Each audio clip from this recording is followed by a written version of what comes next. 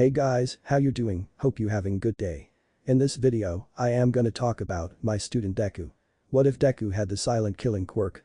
Part 1. And subscribe for more, also like this video, that will be awesome, helps me to stay motivated. And thanks to the author of this story, this video is possible. So do check it out and show some love. Name of this fanfic is Fragile Web of Trust by StallKing.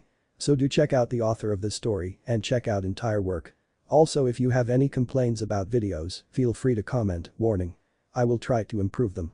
This video has mature language. Let's jump in video. In a discreet apartment in Mustafu, a perfectly normal family resided, or so the neighbors believed. The truth, however, painted a much darker picture. Within the confines of the apartment, a 4-year-old boy with curly green hair lay on the floor, hidden beneath his bed, bearing the marks of bruises and burns. Tears streamed down his face, tracing the path from his green eyes. Just above them, a second pair of eyes glistened, devoid of tear ducts and unable to shed tears. Venom. The brat got a venom quirk. Izuku could hear his father's enraged voice directed at his mother. As if those freaky eyes weren't bad enough. Today was the day Izuku's quirk had manifested. He had hoped it would be a good quirk, something that would make his parents love him. But instead, it only fueled their hatred. Why can't they love me? What did I ever do to deserve this? Izuku wondered silently as his father's harsh words continued to echo through the apartment. Fucking useless villain. The bastard brings us nothing but shame. I can't believe something like that is my son. The child trembled, tears streaming down his face as he tried to stifle his sobs beneath the safety of his bed. He knew his mother was present, but her silence spoke volumes. She never raised her voice like his father, but her cutting remarks were just as painful, if not worse. Honey, I think that's enough. She finally interjected, her tone devoid of warmth. The neighbors might start asking questions if they hear what you're saying. Izuku didn't hold any illusions about his mother's intervention. It wasn't out of concern for him or an attempt to protect him from his father's cruelty. It was solely to preserve appearances, to maintain the facade of normalcy for the prying eyes of the neighbors. In this house, the absence of love was as tangible as the venom coursing through his veins. God, how I want to get rid of this thing. His father seethed with anger. This useless freak. We can't kill it. People will get suspicious. His mother responded coldly. But there is another way. We still have her number. That's it. His father exclaimed. Inko, you're a genius. Izuku's tears subsided, his breath hitching as he listened to his parents' conversation. He couldn't comprehend the full meaning behind their words, but a sense of dread washed over him, filling his young heart with a deep unease. Hey, it's Hisashi. His father spoke into his phone a few minutes later. Izuku could hear the muffled conversation from where he hid. So, remember that offer you made me a few years ago? Is it still up? There was a pause, followed by a sinister chuckle from his father. No. You'll make great use of him. I promise you. The word struck fear into Izuku's core. He didn't understand the specifics of the conversation, but he knew enough to sense the imminent danger that awaited him. At that moment, his parents' betrayal pierced his fragile heart, and he couldn't help but wonder what kind of twisted fate awaited him at the hands of this mysterious person on the other end of the call. Izuku wakes up in a cold sweat. His spider legs lashing at random, but there's nothing in his room except for the walls littered with holes from all the times he stabbed it, waking up like this. Looking to the side, he sees one of his metallic-looking legs buried in the wall to his right. He gave up on trying to fix the holes once he realized the nightmares wouldn't be stopping anytime soon. Getting up from the bed, Izuku walks to the nearby wall and takes off his pajama shirt with the help of a hook in the wall. Honestly, those legs are more of a bother than anything else. Then he puts on a simple black t-shirt and basketball shorts and moves to the kitchen, not even bothering with slippers. The place is very barren, practically empty, but there's not much more one can expect from an abandoned apartment owned by a legally dead 13-year-old boy. Checking the cabinets, Izuku soon realizes he's out of cereal and anything else he could eat for breakfast. Just great. Sighing and ignoring his growling stomach, Izuku goes back to the room, grabbing a beanie and face mask. Then he goes to the entrance, puts on his worn-out sneakers, grabs his, also worn-out, backpack, and leaves. There's not a single soul in view for several blocks. Ever since a villain with an earthquake quirk attacked a few years ago, this area has been condemned due to structural damage. The only ones who live here now are desperate homeless people. A group he's part of. Izuku wouldn't say he hates his life. Once, he did, but now, more than anything, he hates the people that made his life like this. Once upon a time, Izuku imagined how it would be to have a loving family, but he learned his lesson pretty early. Trust is the most useless thing in the world. Once Izuku started living by those words, his life became much easier. Whistling a happy tune he heard on a street TV a few days ago, Izuku makes his way to the public library. He might not be able to go to school, but he likes to stay on date with his studies. Learning is fun, one of the few things Izuku really enjoys in his life. The fact that the librarian is a no-bullshit woman who doesn't allow any kind of discrimination also helps a lot. Once he reaches the library, he goes straight to the education session, pulling out a chemistry book. He sits in a corner of the library and starts reading. All the while, he keeps ignoring his growling stomach. It's pretty common for Izuku to skip meals, so he's very used to ignoring his hunger. Hopefully, he can get some food tonight. Izuku remains absorbed in his book for several hours while he jots down notes on everything he finds interesting in his notebook. Eventually, his attention is grabbed by a bunch of kids in school uniforms entering.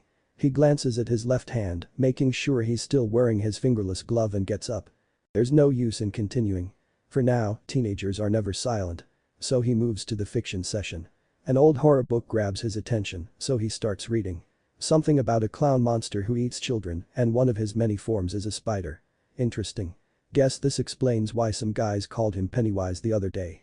He reads the book for a few more hours until he realizes the sun will be setting soon. So he slides a bookmark into the book and goes to the entrance. He checks out the book and slides it inside his bag before leaving. Then he goes home. Getting there, he takes a cold shower. He's lucky this place even has water, so he can't complain about not being hot, and then lies down on the old couch he got to the trash beach. Despite not being his intention, he ends up napping for a few hours, and when he wakes up is already pretty dark outside. Glancing at the wall clock, he sees it's already past 10 p.m. So it's time to go. With the help of the hook, Izuku takes off his t-shirt, and after a bit of juggling, he manages to put on a simple white shirt and his red hoodie. Then he puts on a pair of black jeans and goes for the entrance. He grabs a second pair of shoes, those being bright red sneakers, and puts them on. Instead of leaving through the door, he walks to the window and jumps down. The 8 spider legs that were folded on his back quickly unfold and tense, bracing for impact. Izuku lands on them, absorbing all the impact from the fall, leaving the boy completely unharmed.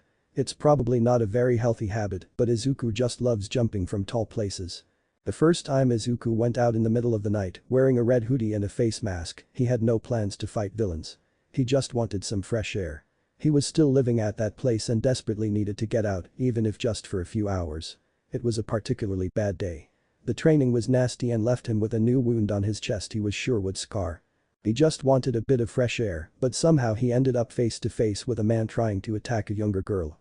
Before he could understand what he was doing, Izuku attacked the assailant. The spider legs were still a new development at the time, so Izuku barely knew how to move them. Still, a surprise strike to the back of the head knocked the man out. The girl thanked him profusely for saving her. That was the first time Izuku felt really useful. The first time the guilty for everything he was forced to do wasn't eating him alive.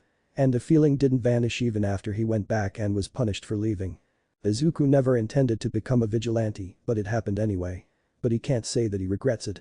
Even if he eventually gets caught, that's probably karma. Reaching his patrol zone, Izuku quickly climbs a building and perches himself at the edge of the roof. Heroes very rarely patrol this area on the outskirts of Mustafu. This is one of the main reasons Izuku chose this area. Here he can actually make a difference. After a certain time of the night, anyone on the street is suspicious. Some unsuspecting people often wander carelessly in these areas, but these people usually end up dead or worse. Villains, criminals, drug dealers, murderers, rapists. This area of the city is home to the worst of humanity. Those who are not involved in crime live in fear of leaving their homes. From his spot, 4 pairs of eyes scan the streets. Izuku's first pair of eyes can't see much due to all the darkness, but the second, also green, with no visible sclera, just a pair of wide pupils, sees every detail present. And this includes the 2 suspicious people who are about to meet in a nearby alley. The 2 suspicious men talk in whispered voices, but Izuku hooks his legs on the alley wall and slowly approaches. Just like a spider, Izuku can use his legs to walk on walls as easily as it is to walk on the floor. Like a predator stalking his prey, he waits for the right moment to strike. If, in the meantime, he also listens to their negotiation for information, this only makes his job in the future easier. The tone of voice being raised indicates that the negotiation is about to go wrong and also opens the perfect window for the mysterious figure to enter. Releasing his legs from the wall, Izuku drops down between the 2 men, using 2 of his spider legs to absorb the impact. He barely makes any sound. Izuku doesn't utter a single word before he moves 2 of his spider legs, immediately knocking down the weapons the men tried to draw. "I don't tolerate drugs in my territory," Izuku says before charging viciously at the 2 figures. Their screams echo through the alley, but no one will check. No one ever does. Barely 5 minutes later, Izuku is carrying the two men, limp, bleeding, and clearly in need of medical attention. But they are alive. Like a sack of potatoes, he drops the two on the main street and calls the police. He quickly tells his location and hangs the call before anyone can reply. Then he searches the villains for their wallets. He ends up finding a few bills and coins, gathering about 5,000 yen in the end. As soon as Izuku hears the police sirens, he uses his spider legs to scale the building. When the police finally arrive, the only indication that the vigilante has been there are the two unconscious men. Once he's far enough, Izuku stops to rest. Sitting down at the edge of the roof. He hooks the four middle legs on the wall and roof as he looks around. This is one of his favorite parts of patrolling. The city is so beautiful at night that he could spend hours just admiring it. But he has a job to do. "Found you, spider brat." A familiar gruff voice calls as he lands on the roof. The four legs that aren't being used to steady Izuku on the edge of the roof tense and arm up, ready to attack. Izuku slowly turns his head, meeting Eraserhead. One of the few pro heroes who still tries to patrol this area. "Eraser." Izuku greets, letting the legs drop.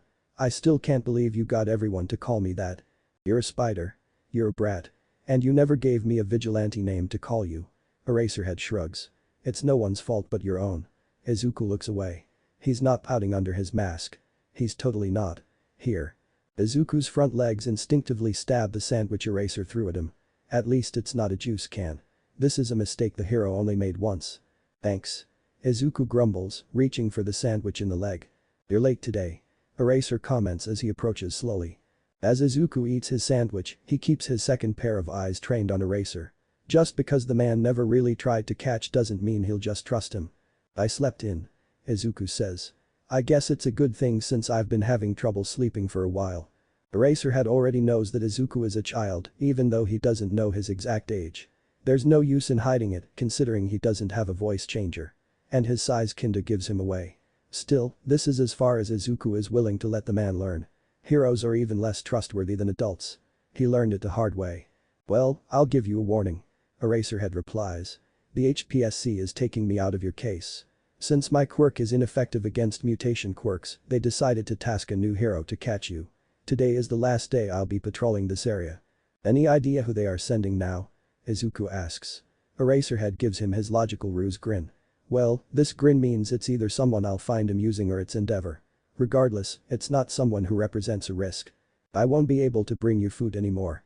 Eraserhead says, sobering as he passes him a paper slip. "But if you need, you can go to one of these places. Just go there and you can get a free meal. No questions asked." Izuku looks at the paper and slides it into the pocket of his hoodie. "I'm glad I got to meet you, Eraserhead." Izuku says. "I'll be on my way now. I hope I'll see you again one day." Having said that, Izuku jumps down the building. His spider legs absorb all the impact and he gets to the floor without a single scratch. Sparing one glance behind, he sees Eraserhead on the top of the building watching as he leaves. Izuku gives him a wave before walking away. He still makes sure the man isn't following him. Izuku patrols for a few more hours then goes back home. On the way, he passes by a 24/7 convenience store and grabs a few cereal boxes. It's not like he has many choices on what he can bring home in the first place. He has neither a fridge nor a microwave. But still. After that, he goes back home, climbing the wall and entering through the window. He quickly takes out his vigilante garb and takes another cold shower to get rid of the dust and blood covering him. Izuku pointedly avoids staring at the back of his left hand until he can put the glove back. Once he's out, he looks at his vigilante garb and frowns at the state his hoodie is. He'll need to wash it tomorrow. Thankfully, he still has some money left, so he can do laundry tomorrow. Most of his clothes are in need of washing anyway. He doesn't have much in the first place. But this is something for future Izuku to worry about. Now he only wants his bed. Tomorrow is a new day. Izuku was used to hiding under his bed. In the last few days, it had become his safe haven. The little boy did his best to stay out of his parents' way, especially because his father, Hisashi, would resort to violence whenever he got too close. But today was strangely different. The atmosphere at dinner was oddly calm, and for the first time, Inko wore a genuine smile as she allowed Izuku to eat with them. Hisashi refrained from his usual outbursts and aggression, which made Izuku feel like he was part of a real family. They even let him sit on the couch and watch a movie with them, something he had only dreamt of before. It was almost like they cared, and for a brief moment, Izuku felt a glimmer of happiness. But as night fell, the illusion shattered when two unfamiliar men arrived, carrying a briefcase filled with money. The tension in the room escalated, and Izuku's heart sank. He looked to his parents for an explanation, seeking reassurance, but what he received was far from it. "Mommy? Daddy? What's happening?" Izuku asked, confused and scared. "Deku, sweetie," his mother spoke in a saccharine tone she reserved for the neighbors. "You need to go with these men for a while." And there it is, the confirmation of his true worth in his parents' eyes. His given name, Midoriya Izuku, holds a hidden meaning that he understands all too well. Deku, the nickname derived from his name, is a constant reminder of his perceived uselessness and worthlessness to his parents. "Just be a good boy. You're finally helping us, son. You are our hero," his father exclaimed, a malicious grin stretching across his face as he counted the money. Izuku's heart sank at his father's words, but he knew better than to protest. With a nod, he obediently followed the man who had placed a hand on his shoulder. As they stepped outside, Izuku mustered up the courage to speak. "Where are we going?" he asked, his voice barely audible. "Your new home," the man replied, a twisted smile playing on his lips. "With a little training, you'll become an invaluable asset to our group." He locked eyes with Izuku, his expression filled with sinister satisfaction. "Our perfect assassin." Izuku had heard the term before and he knew what it meant. An assassin was someone who took lives, someone who killed. The very thought sent a wave of horror through him and he couldn't bear the idea. "But I don't want to be an assassin," he protested, his voice trembling with fear. The man's grip on his shoulder tightened painfully, causing Izuku to wince. "You don't have a choice, boy," he sneered. "Your father sold you and we paid a hefty price for you. So, we can either do this the easy way." His voice trailed off, filled with menace. Izuku's lips quivered and he fought back the tears threatening to spill. With a heavy heart, he nodded slowly, understanding the dire consequences of defiance. "Good. Just be a good boy and everything will be fine," the man added, patting Izuku's shoulder with false reassurance. "I promise." But Izuku knew better than to believe in promises. So many times before, he had been let down, hurt and abandoned. The bitter taste of broken vows lingered in his heart, leaving him with a deep-seated distrust of anyone who offered reassurance. Shouda is not one to hang out with friends. His friends, all two of them, know this. That is why he is sure that when he told his Ashi that he was going to visit him today, his blonde friend already knew that it wasn't a casual visit. His Ashi and Namuri crash at Shouda's house at least once a week, but the last time Shao was in one of their houses was about 5 years ago. Well, if Zashi thinks that Shouda is visiting him merely for work purposes, he is absolutely correct. Arriving at his Ashi's apartment, Shouda knocks on the door and the music playing inside soon stops. A few seconds later, the door opens and Shouda is greeted by his best friend, not that he has any plans to admit this, dressed in casual clothes and without his silly cockatoo hairstyle. "Hey Shao. Come in," his Ashi says cheerfully. "I made coffee." Well, at least he knows how to appease Shouda. Coffee always gets Shouda in a good mood. A few minutes later, Shouda and Zashi are in the living room sitting on the couch, each one with a cup in hand. Shouda with his coffee and Zashi with tea. Gross, who drinks tea? So Zashi starts after a while. "What is happening? You've been put in a new case, haven't you?" Shouda says. "Spider brat." "Oh? Yes, I have," Zashi confirms. "The HPSC is really pushing the heroes to catch this vigilante. He's a kid," Shouda says as he grabs his phone. "He's what?" Zashi replies, activating voice accidentally. "Look, I'll tell you what I know. Since they are taking me out of the case I can't help him anymore." He puts a picture into his phone. "This is the boy. He's..." "Aye. Zashi screams and Shouda barely has the time to erase his quirk. "Why are you screaming?" Shouda says, looking at his phone. "He's not that. Oh." On the screen is a close-up of a wolf spider. "Sorry. This is from when I was researching spiders." He swipes the image. "This is the boy." On the screen is a picture of a boy wearing a red hoodie and a face mask. From under the hood, a bit of curly hair is visible. His hair is a dark color. Black. Or a very dark green. On his back, there are 8 spider-like legs. The legs have 7 segments each and seem to be made of some kind of metal. The tips are shaped almost like lances and look very sharp. "PT, this is Spider Brat?" Zashi asks nervously, clearly trying not to freak out at the spider mutations. "He's very skittish," Shouda says. "And I suspect heavily that he's homeless." "You seem to know a lot," Zashi says. "I've been trying to build trust with him for a long time, but the kid obviously has some serious trust issues.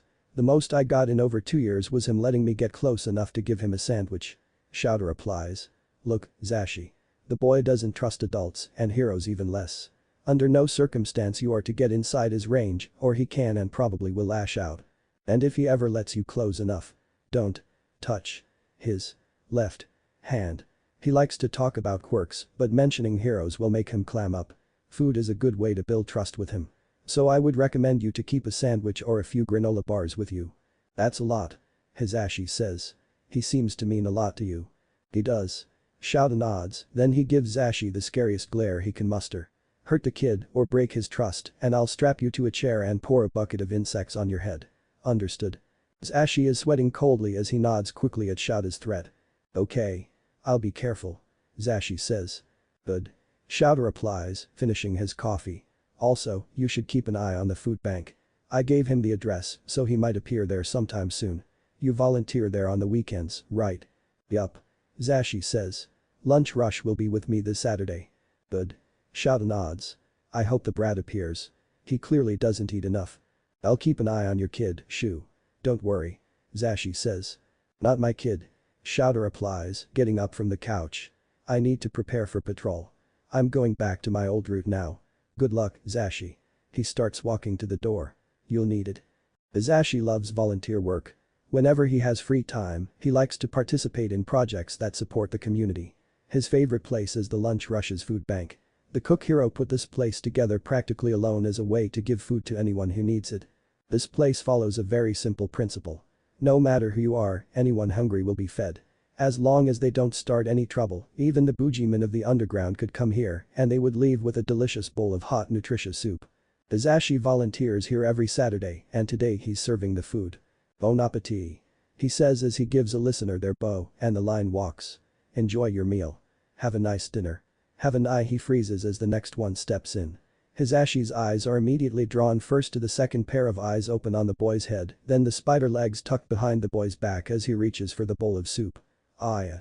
Hisashi screams and drops the bowl. The boy's eyes widen and he jumps back.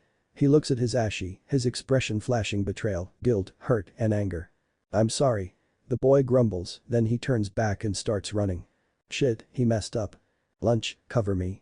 Zashi yells as he takes off his apron and runs after the boy. Everyone is looking at him, but he doesn't care. He needs to find the little listener and convince him to come back. It's not his fault that Zashi wasn't ready. Zashi follows the boy to the end of the street, where he loses sight of him. Looking up, he sees him climbing the wall of a building with impressive dexterity. Not even Shouta would be able to climb so fast. Soon he's out of view. Huck, Hisashi says, rubbing his face. Shouta is going to kill me. Hisashi sighs and goes back to the food bank. He really hopes he didn't completely mess up any chance of getting the little listener's trust. Izuku just wanted to get to the place Eraser had talked about, get a meal, and for once, not go to bed hungry. Is that too much to ask? What was he thinking? Of course, it was going to happen. It always happens. People like him don't get good things, even in places that, in theory, are meant to help people like him. Still, the expression of fear on present Mick's face. Izuku has no doubt that it was the hero, even though he wasn't in costume, hurt a lot more than he expected. Probably because of how much he used to look up to the hero. The segments about quirk discrimination on his radio program are one of the few things that kept Izuku hopeful while he was in that horrible place. The man is always advocating for equality and respect. But, of course, in the end, he was just another liar. Sighing, Izuku prepares to start his patrol despite his growling stomach. The chill winter air doesn't make it any easier, but Izuku is very used to the cold after being forced to sleep on the cold floor in winter so many times. Izuku can only hope one of the criminals he defeats is carrying a cereal bar or something like that. He's about to start his patrol when he hears someone climbing the building and walking slowly toward him. Who's there?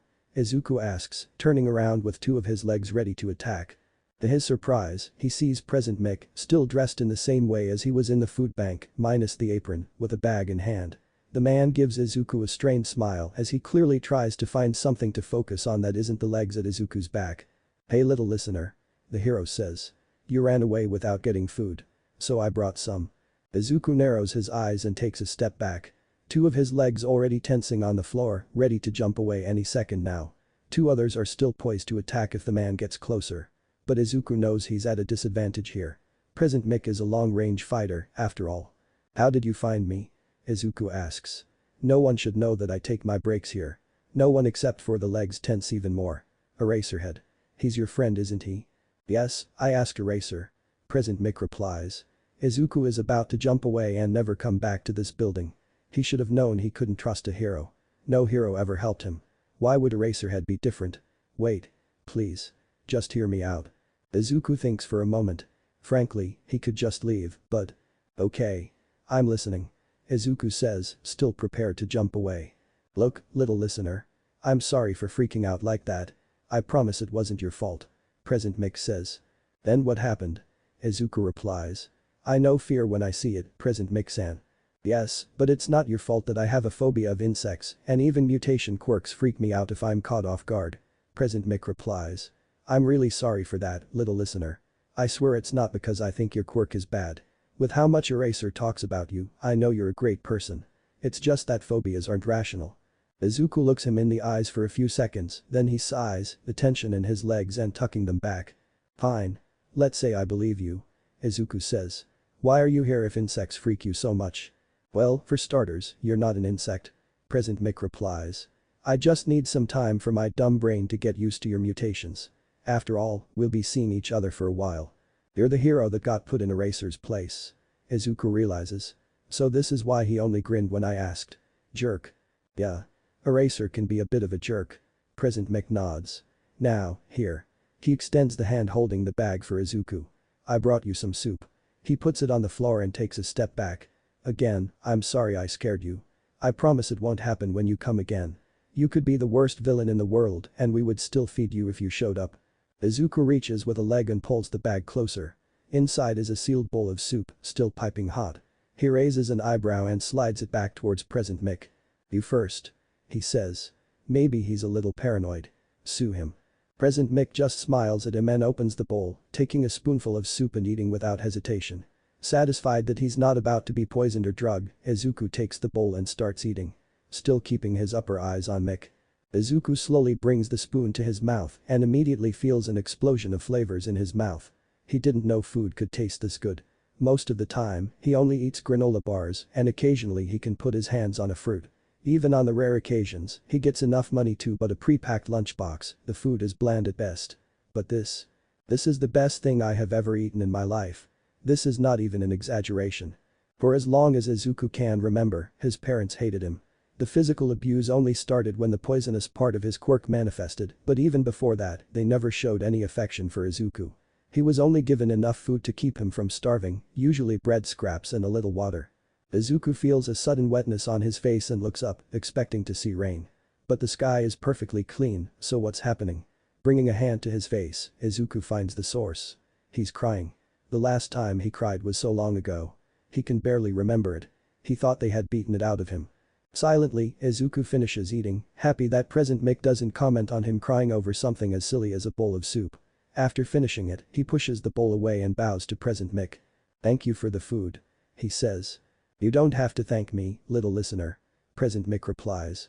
As I said, you are welcome at the food bank any day. I volunteer there on Saturdays and I promise I won't freak out next time. Izuku nods and turns his back to the hero, still paying attention to sudden moves. It's time for me to start my patrol. Izuku says. So, I'll be on my way. Unless you'll try to stop me. Don't worry. I'm not your enemy and I don't intend to catch you. Present Mick replies. Just be careful. We'll see if that's true. Izuku grumbles and jumps down the building. Just because the man gave him food doesn't mean Izuku trusts him. He's not some stray cat. Present Mick, huh? A scream from a nearby alley catches his attention. Well, time to take out the trash. Izuku's innocent gaze wandered across the plain walls of his new room, his tiny frame swallowed by the vastness of the unfamiliar space. The villains had thrust him inside the building without warning, their hurried instructions about training in the morning barely registering in his mind over all the fear. To him, it simply meant that something would happen, something he couldn't quite comprehend. But not less scary for it. In truth, the room bore an uncanny resemblance to his previous room, with its dull grey walls and an empty wardrobe, save for one stark difference, the lack of a bed. It seemed the villains believed Izuku didn't need one. Above him, the flickering lamp barely illuminated the room before dying a few seconds later, casting the room in darkness, leaving only a faint stream of light trickling through a small window. The bars affixed to it caught his attention, further sealing his fate within these foreboding walls. Besides, escaping is a concept that he lacked both the courage and understanding to pursue. Even if he managed to break free, where would he go? His own parents had handed him over to these villains. He had nowhere to go.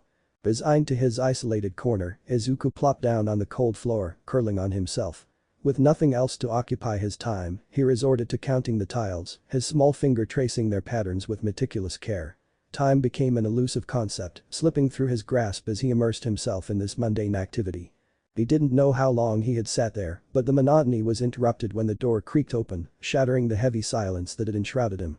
Two figures entered the room, one lingering by the doorway, the same villain who had delivered him to this haunting place. His long silver hair obscured much of his face, imparting an eerie air to his presence. Dressed in a foreboding black suit, he looked at Izuku with a smile that didn't bring him any comfort. The opposite, his smile promised nothing but pain. The second person commanded attention in a different way. A towering figure, she wore a long black dress that split open at her side. Elbow-length black gloves adorned her arms, a sharp contrast against her fair skin. Her stiletto pumps echoed ominously on the cold floor with each step, drawing Izuku's fearful gaze upward. A sinister smile adorned her face, her makeup accentuating the sharpness of her features. As the woman closed in on Izuku, a chill crept down his spine, his heart racing within his tiny chest. Fear consumed him, his limited understanding unable to fully grasp the danger ahead. "So, this is Hisashi's kid," the woman said with a sinister edge to her voice. "I'm Lilith, but you may call me master, lady, or boss from now on. Welcome to the 9 circles of hell." With each word, she took another step forward, her presence overpowering and intimidating. "You have a very pretty face, darling. What's your name?" she asked, her sinister smile never fading. Izuku," he replied timidly, feeling incredibly uncomfortable under her penetrating gaze. What a horrible name," Lilith remarked callously, reaching out to grab his left arm, pulling him closer to her. "But that's okay. I have the perfect name for a worthless kid that was sold by their parents. From now on, you are Belial."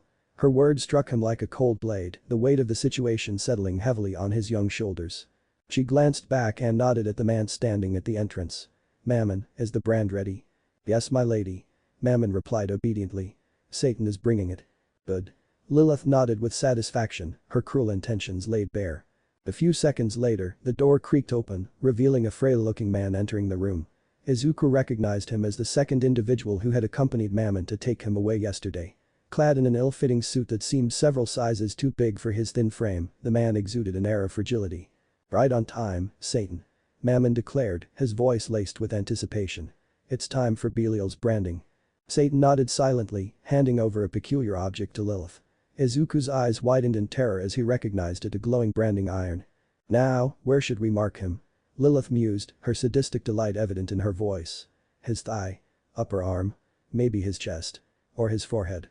A surge of fear coursed through Izuku's veins, propelling him backward, but in an instant, both Mammon and Satan closed in, their grip on him unyielding as he struggled in vain. "No, please. Stop," the little boy pleaded, his voice trembling with desperation. "Please, no." A sadistic grin spread across Lilith's face as she proclaimed. "Oh, I know the perfect place. Hold him tight, boys. We don't want to ruin the mark." Izuku's feeble attempts to break free proved futile against the strength of the men who held him captive. His scrawny frame paled in comparison, leaving him helpless and vulnerable. Glassy-eyed, he could only watch in dread as the searing branding iron drew near, its heat radiating against his skin. In a final act of desperation, he squeezed his eyes shut, bracing himself for the pain that was about to consume him.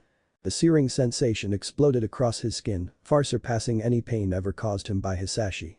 Izuku's voice erupted into an agonized scream, a heart-wrenching sound that reverberated through the desolate walls, a piercing cry that echoed his torment.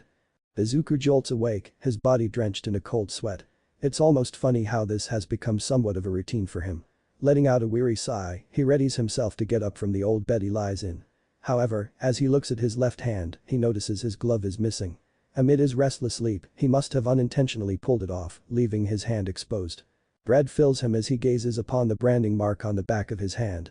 The mark is a 9-pointed star, an amalgamation of 2 distinct shapes intertwined together. It stands as an indelible testament to the horrors he has endured.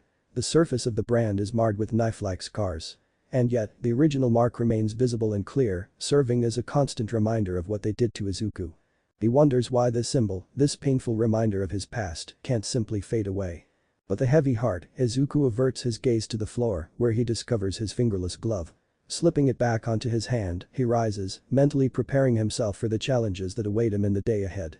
He can already feel that this will be a bad day. There are a lot of words that people would use to describe present Mick. Discreet is not one of them. To the general population, present Mick is a loud and flashy showman. These people have no idea how much underground work Hisashi does. Twilight Hero. an unofficial term used for heroes who, despite having a large media presence, do most of their work underground. Hisashi is one of these heroes.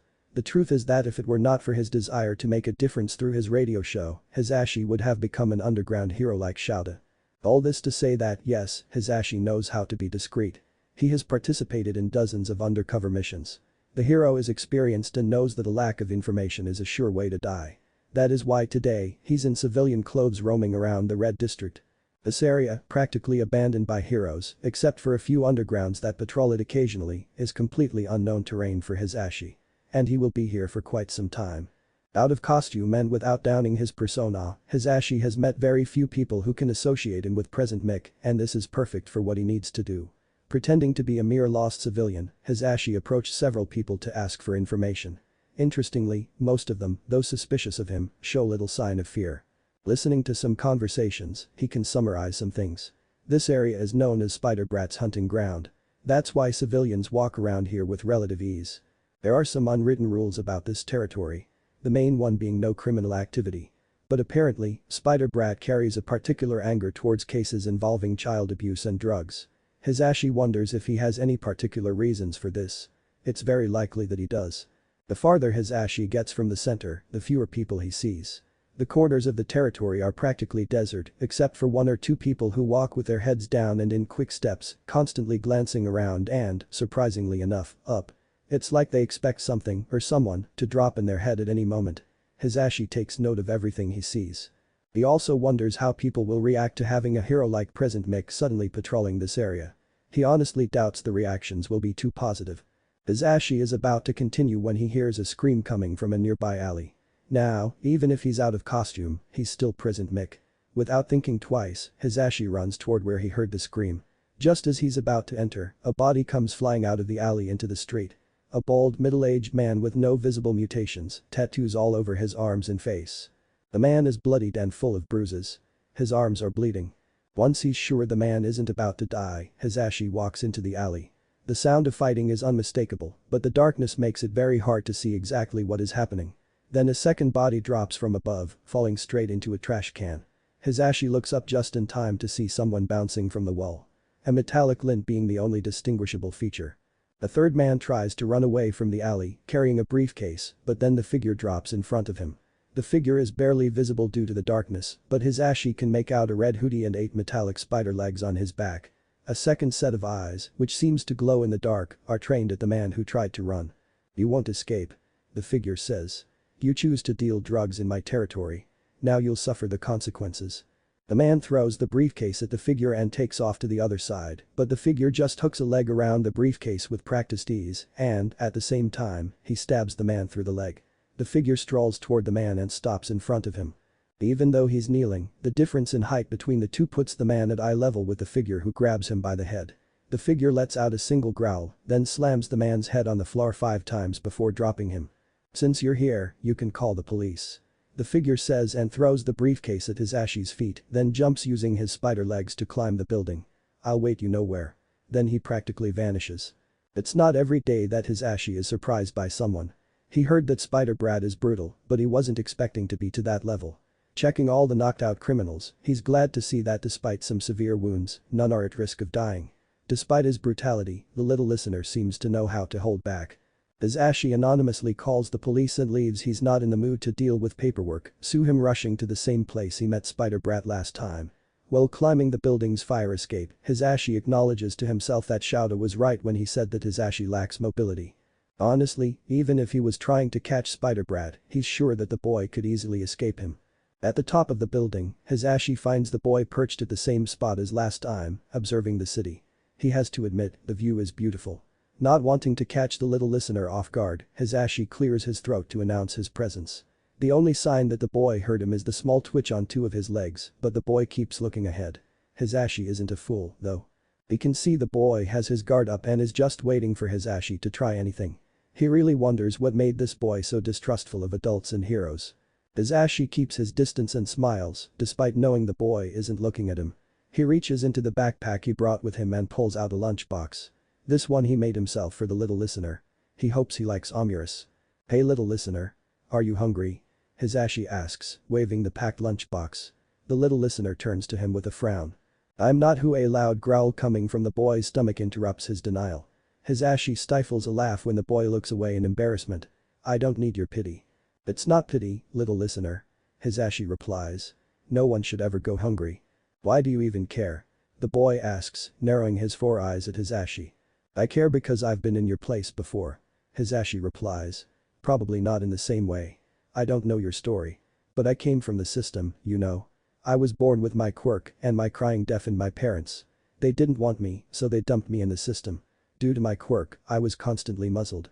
Most of the time, I couldn't take it off even to eat. So I know how horrible it is to be hungry. The boy sighs and looks down. I wish my parents had dumped me in the system. Hisashi barely hears what he said, but before he can ask anything, the boy extends a leg.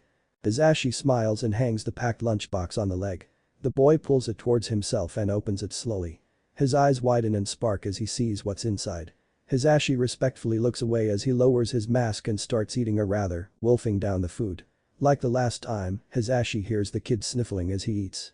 Hisashi can feel his heart breaking for the little listener. It's really sad that something as simple as a lunchbox is enough to bring him to tears. It's like no one has ever been kind to him in the past. And the worst part is that this is probably right. There's also what he said about wishing his parents had dumped him in the system. Foster care in Japan is horrible, especially for people with a so-called villainous quirk. A category he's sure the little listener's quirk falls in. Where did the boy grow up for him to believe foster care would have been better? Who Hisashi needs to murder? If you allow me, little listener. I want to bring you a lunchbox every night. Hisashi proposes gently. Why would you do so much for me? Izuku asks. Because I'm a hero. Hisashi replies. Unfortunately, this was the wrong thing to say. The moment the word hero leaves Hisashi's mouth, the boy scoffs and looks away. Right. A hero. The boy sneers, venom lacing his words, causing Hisashi to flinch. Like you and your lot actually care about doing your job. All you care about is your hero rankings and popularity. Of course not. Hisashi says. Little listener, I'm a hero because I want to help and save people. Lies. All you heroes do is lie. The boy replies, raising his voice. You claim to want to help, but the moment things get even slightly dangerous, you heroes choose to save your own skin instead of the people in danger. Where were the heroes when the people here needed them? You're only here because you were assigned to capture me. Dozens of villains run rampant in this area. And yet, when they finally send a hero, it's to arrest the vigilante. The boy scoffs and crosses his arms. Where were the heroes when a 6-year-old boy was raped and killed last week? Where were the heroes when a woman was shot to death because of a loan she got to try and raise her daughter? Where were the heroes when a villain organization was kidnapping and trafficking people because of their quirks? The boy gestures frantically around, his spider-like limbs scraping against the rooftop. Where were the heroes when a 4-year-old boy was sold to said criminal organization by his own parents? Where were the heroes when said boy had a brand forever burned in his body? When the boy was forced to kill for them? When he begged to be saved? When the villains pumped trigger in his body and forced a quirk awakening that almost killed him? When the boy escaped and begged for help? The boy glares at Hisashi and sits down. Why did the so-called heroes refuse to help him and instead gave him back to the villains when he asked for help? Why did this have to happen not once, not twice, but 3 fucking times? For the boy to understand that heroes are liars and they won't ever help him. For him to decide he would never trust a hero again. He sits down again, with tears falling down his eyes. Where were you when I needed you? Hisashi is at a loss for words. How does one even respond to this? He finally understands the depth of the kid's pain and resentment toward heroes. He realizes that no matter what he says, he can't erase the failures of the heroes in this child's life. And even if it's technically not Hisashi's fault, on a personal level, there is one thing he can offer this hurt child. Kneeling down, Hisashi bows deeply, pressing his forehead against the cold surface of the roof. The boy looks at him, puzzled by his actions. What are you doing? The boy asks, his voice filled with confusion. I'm sorry, little listener. Hisashi says. There's no excuse for how much the heroes failed you. I'm sorry I couldn't save you. Stop. Words are meaningless. The boy says, his voice trembling with sobs. I don't need your apologies. I don't want your empty apologies. Words are worthless. He turns away from Hisashi. Just like I am. Hisashi takes a deep breath, gathering his resolve. The only thing I can offer you is a promise, little listener. Hisashi says. I'll prove you can trust me. Not with words but with actions. It's never too late to be saved. And no one is worthless. The boy looks at him with a frown, his expression guarded. Then, he abruptly tears off the glove from his left hand, revealing a seared brand on the back of his hand. He thrusts his hand toward Hisashi's face, as if to force the hero to acknowledge it. I am. It's literally my name. He says, shoving his hand at Hisashi's face. Hisashi's eyes widen further as he comprehends the significance of the brand on the kid's hand. The 9 Circles of Hell, one of the most dreaded criminal organizations in Japan, flashes through his mind. For years, they had instilled fear in the hearts of the people, their executive members shrouded in secrecy. However, 6 years ago, a newcomer emerged within their ranks, referred to as Belial. And 3 years ago, the entire organization vanished. The pieces start to connect, and Hisashi realizes the truth behind the boy's words about being sold to the villains. This is who I am. The boy declares, his voice heavy with self-loathing. I'm Deku, a useless son. I'm Belial, a worthless villain and killer. Before Hisashi can even fathom a response to the weight of those confessions, Spider Brad abruptly rises and bolts away. Hisashi swiftly rises too, but before he can take a single step, the boy's spider-like legs tense, propelling him into the air with incredible force. The boy gracefully lands on the roof of a building across the street. He glances back at Hisashi for a moment before vanishing into the cloak of the night. Fuck. Hisashi grits his teeth, frustration and worry evident in his voice. This is all so messed up. I have to find him. Hisashi swiftly descends the building, his mind racing with concern. He spends the remainder of the night tirelessly searching for any traces of the elusive vigilante, but every lead proves fruitless. It's evident that the boy didn't go back to his usual patrol route. The weight of worry settles heavily upon Hisashi's shoulders, threatening to consume him. Please, stay safe, little listener. Hisashi whispers, his voice filled with genuine concern. Lost in his haste and preoccupation, he fails to realize that he left the empty lunchbox behind on the rooftop. A discarded fingerless glove lies forgotten next to it. After making sure Present Mick wasn't somehow tailing him, Izuku bolted straight home. Fuck. How could he have been so stupid? He spilled everything to the man. Now Present Mick knows he's Belial. He knows Izuku is a villain. Odd, his face. Izuku mutters, rubbing his tired eyes in frustration. The image of Present Mick's furious expression when he finished speaking flashes through his mind. The man was seething, even if he tried to hide it. Why the hell did I open my big mouth? Even if he wasn't after me before, now he knows exactly what I am. Izuku laments. If there was any doubt before, Present Mick definitely wants to arrest him now. Shit, if he catches Izuku, it's straight to Tartarus for him. Please, not again. Izuku pleads under his breath, his voice filled with desperation. He can't afford to lose his freedom. Not again. This can't happen. This won't happen. If his only choice is a lifetime behind bars, Izuku would rather not live at all. Taking a deep breath, Izuku raises one of his sharp legs and gazes down at it, acutely aware of their true strength and razor-like edge.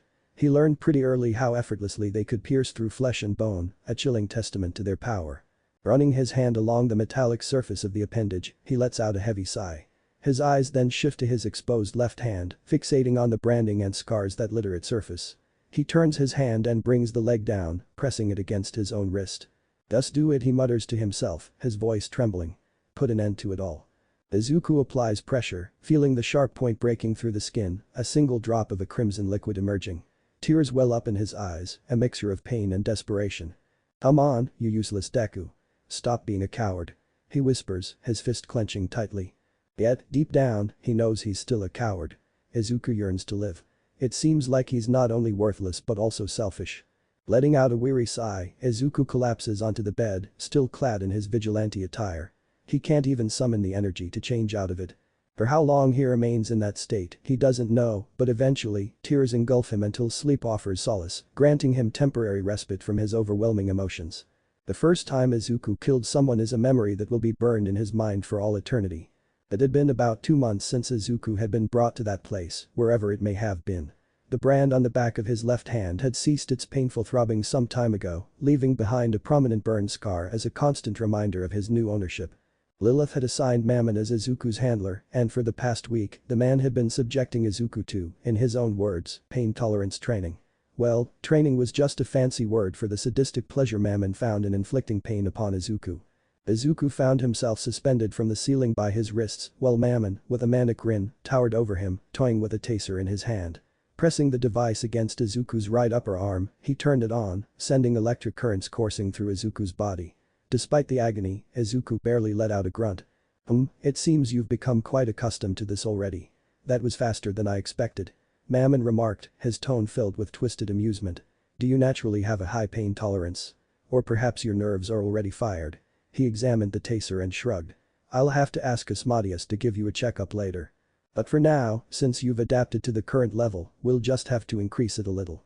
Izuku's breath hitched as he watched Mammon dial up the intensity of the taser, poised to press it against Izuku's thigh. However, just as he was about to deliver another jolt of pain, the door swung open. "How is the training going?" Lilith inquired, striding into the room. "Well, his tolerance is something." Mammon replied, a tinge of surprise in his voice. "I had expected it would take 3 months before raising the intensity, but he's already ready for more."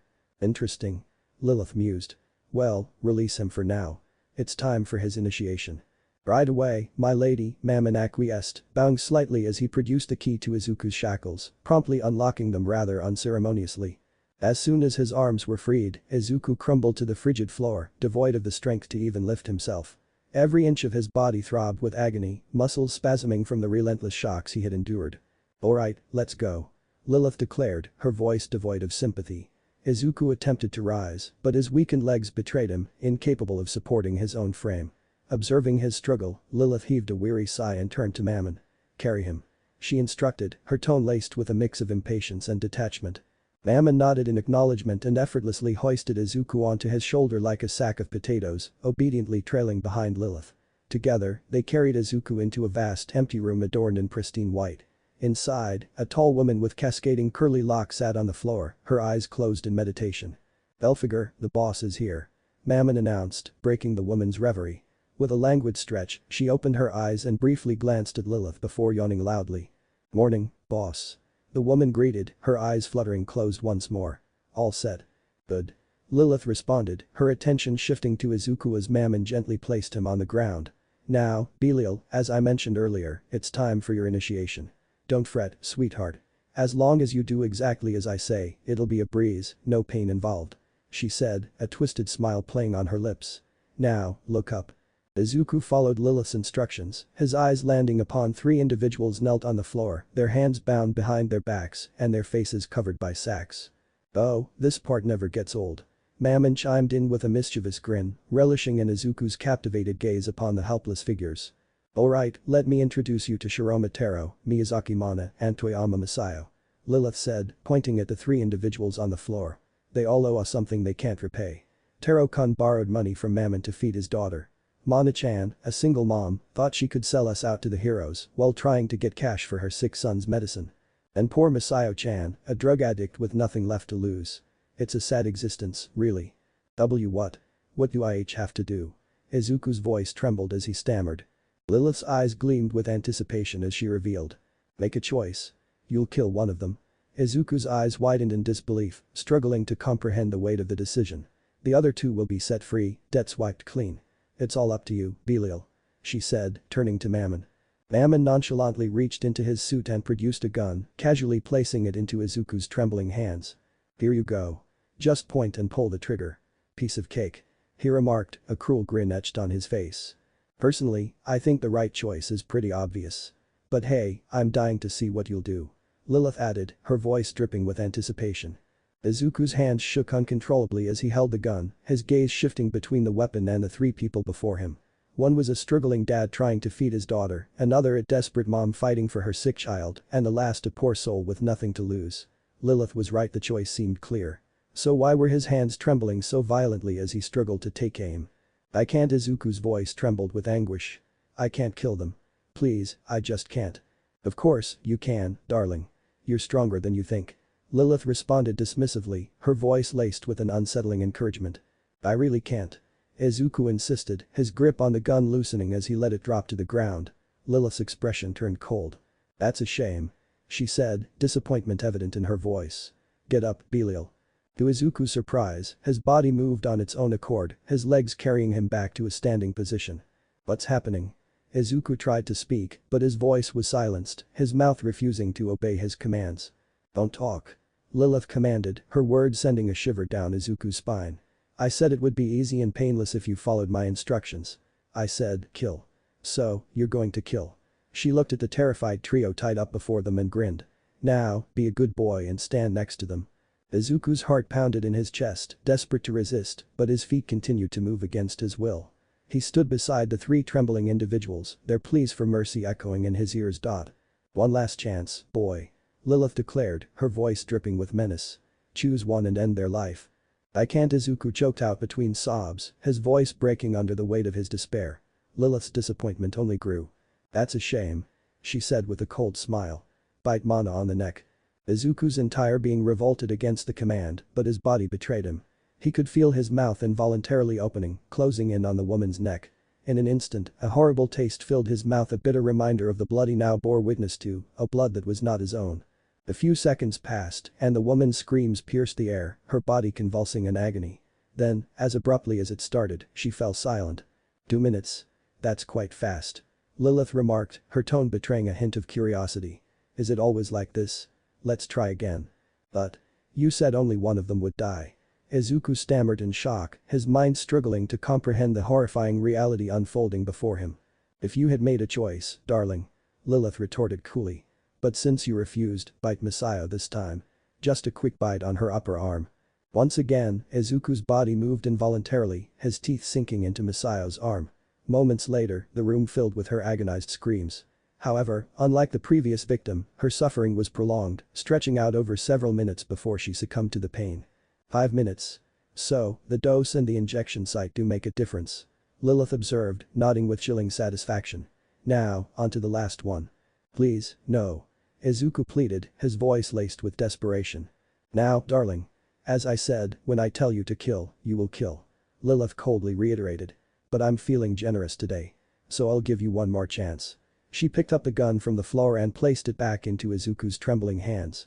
You can do it yourself and spare him the suffering, or I can force you to bite him and he'll die in pain. What is your choice, Belial? Izuku's gaze shifted between the gun and the quivering man before him.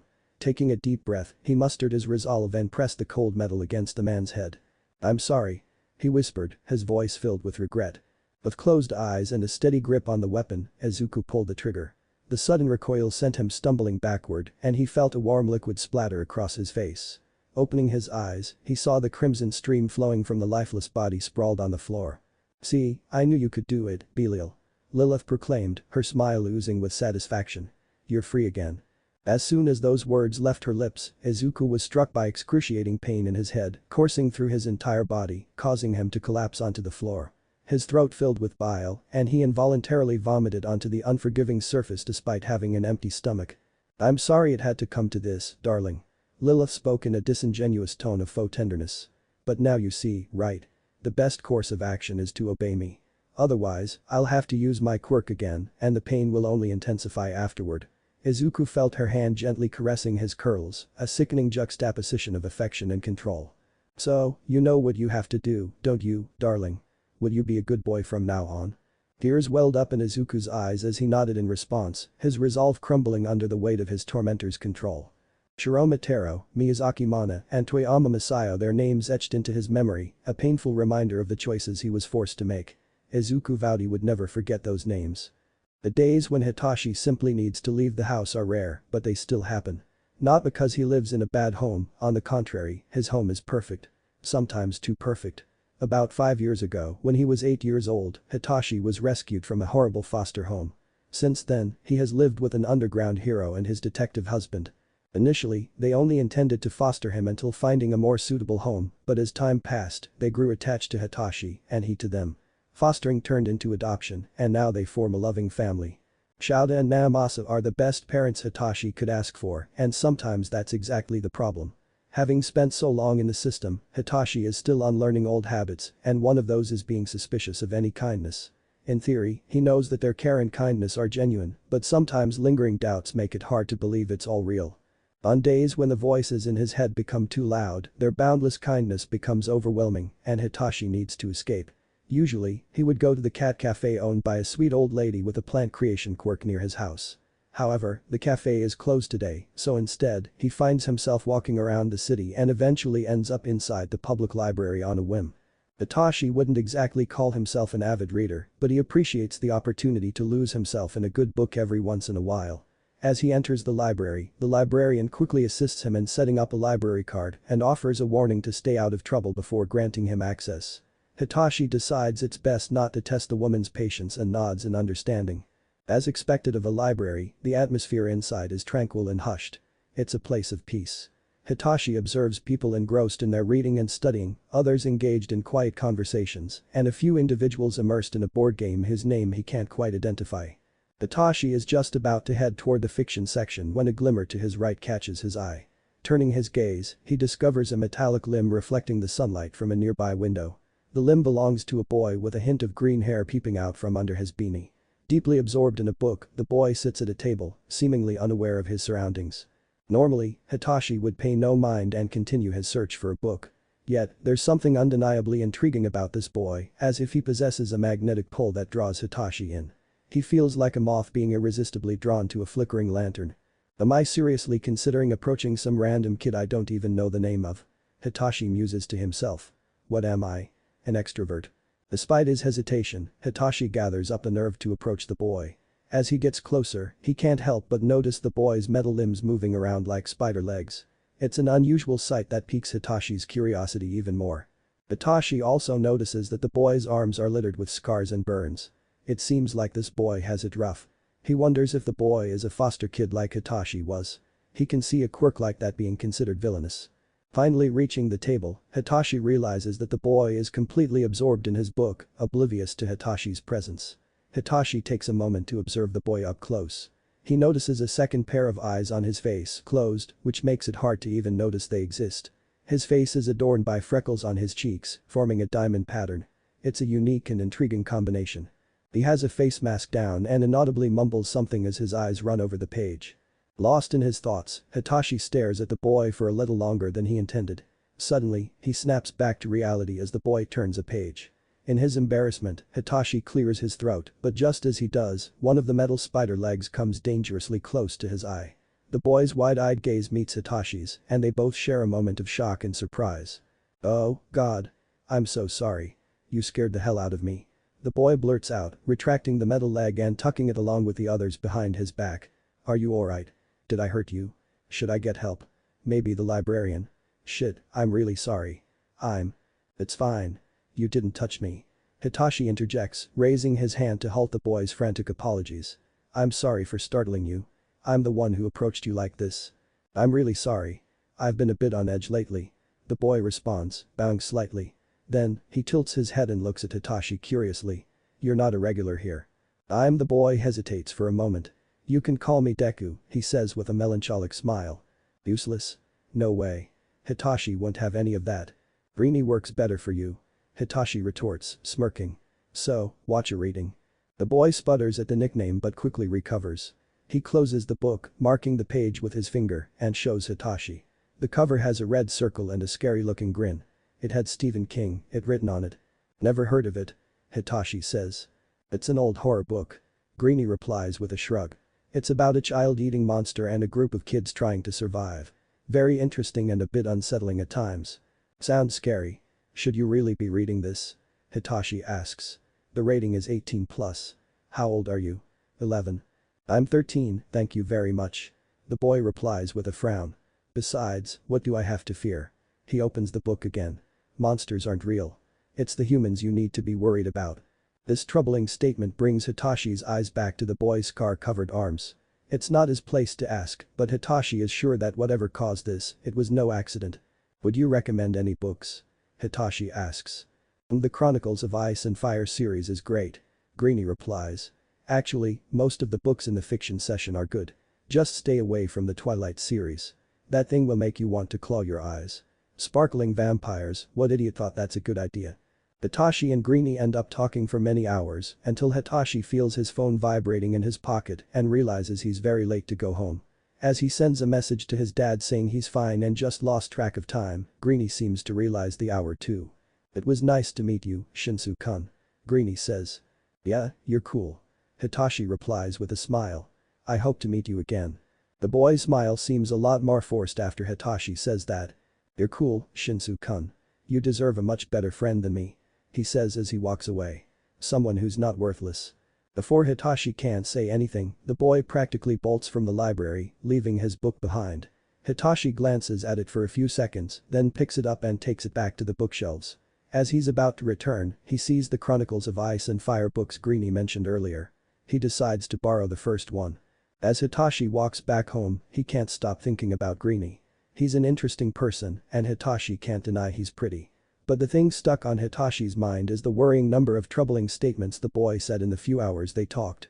The boy is practically a walking red flag and Hitachi can't help him. But maybe another person can. An underground hero, perhaps. With each passing day, Hisashi is closer to a freakout. It's been 5 days since Spider Brat ran away from him and he hasn't seen a single shadow of the boy since then. As Hisashi patrols, as Present Mick this time, he can easily see the people looking at him and whispering. Some point fingers in his direction, some stare in curiosity, and many glare at him. He would have to be deaf not to notice what they're saying. There's not a single proof for what they're accusing him of, but that's not important. Present Mick started patrolling this area. Spider Brat is missing. This is enough for the rumors to start. I heard he arrested him. He hears from a group. I heard he's injured pretty badly. Others say. Fucking lemons. You just can't accept that someone else is doing your job better than you, can you? A man yells at him as he passes. I heard he killed him. Someone whispers.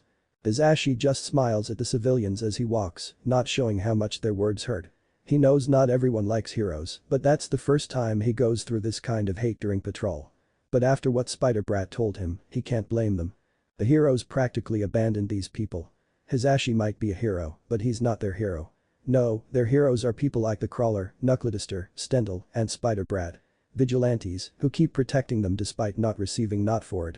Truth be told, Hisashi doesn't have anything against vigilantes as long as they stay on the right side of the law. Go home, Lemon. We don't want you here. That's another thing. This isn't the first time Hisashi has heard this term. Lemon is a mocking term used for limelight heroes. Hisashi is a twilight hero, but that's an unofficial term used only in the hero community. To the public, Present Mick is a limelight hero. The patrol is tense, and Hisashi ends up encountering a large number of criminals. It is clear that the presence of Spider Brat is a major deterrent to criminal activity in this area. The atmosphere is completely different from the first time Hisashi had been here. But none of that matters. The only thing on Hisashi's mind throughout the patrol is that he needs to find Spider Brat and talk to him. To reassure the boy that he has done nothing wrong and doesn't need to be afraid. But with each passing day without any news of him, Hisashi grows more worried. Hisashi is not a proud man. He knows when he needs help and now is clearly one of those times. Hisashi has only talked to the boy twice. However, he knows someone who has known him for over 2 years. As soon as Hisashi gets home from his patrol, he picks up his phone and calls his friend. Uncle Hisashi. It is late, but there is always at least one insomniac awake in that house. Looks like today is Hitashi's turn. Hey little listener. Sorry for calling so late, is your dad awake? Hisashi asks. Yeah, he's grading papers in the living room. I'll go get him. Hitachi replies with a yawn. Hisashi hears a muffled conversation, then the phone is passed. I know you wouldn't call so late for any reason, so what's happening? Shada asks. Shoo.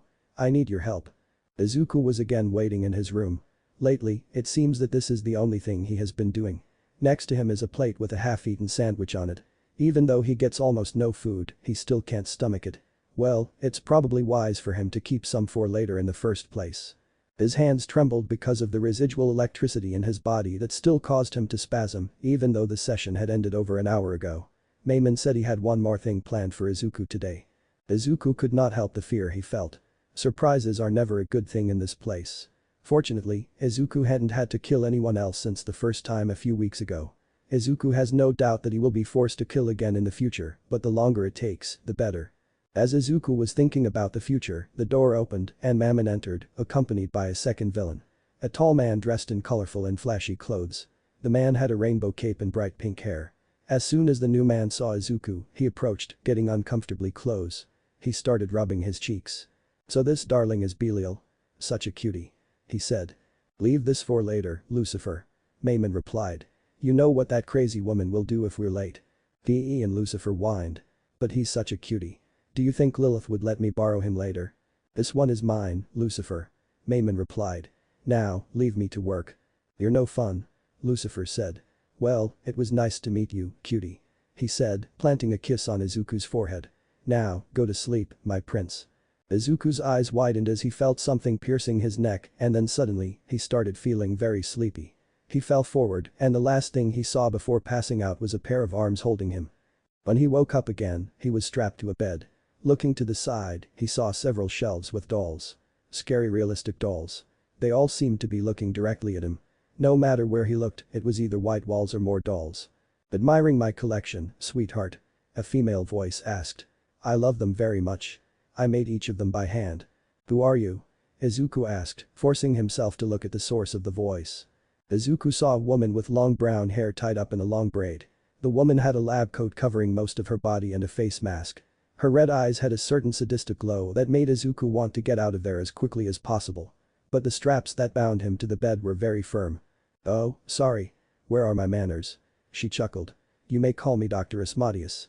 She said as she walked to an IV drip which Izuku suddenly noticed was attached to his arm. Lilith wanted me to do an experiment with you.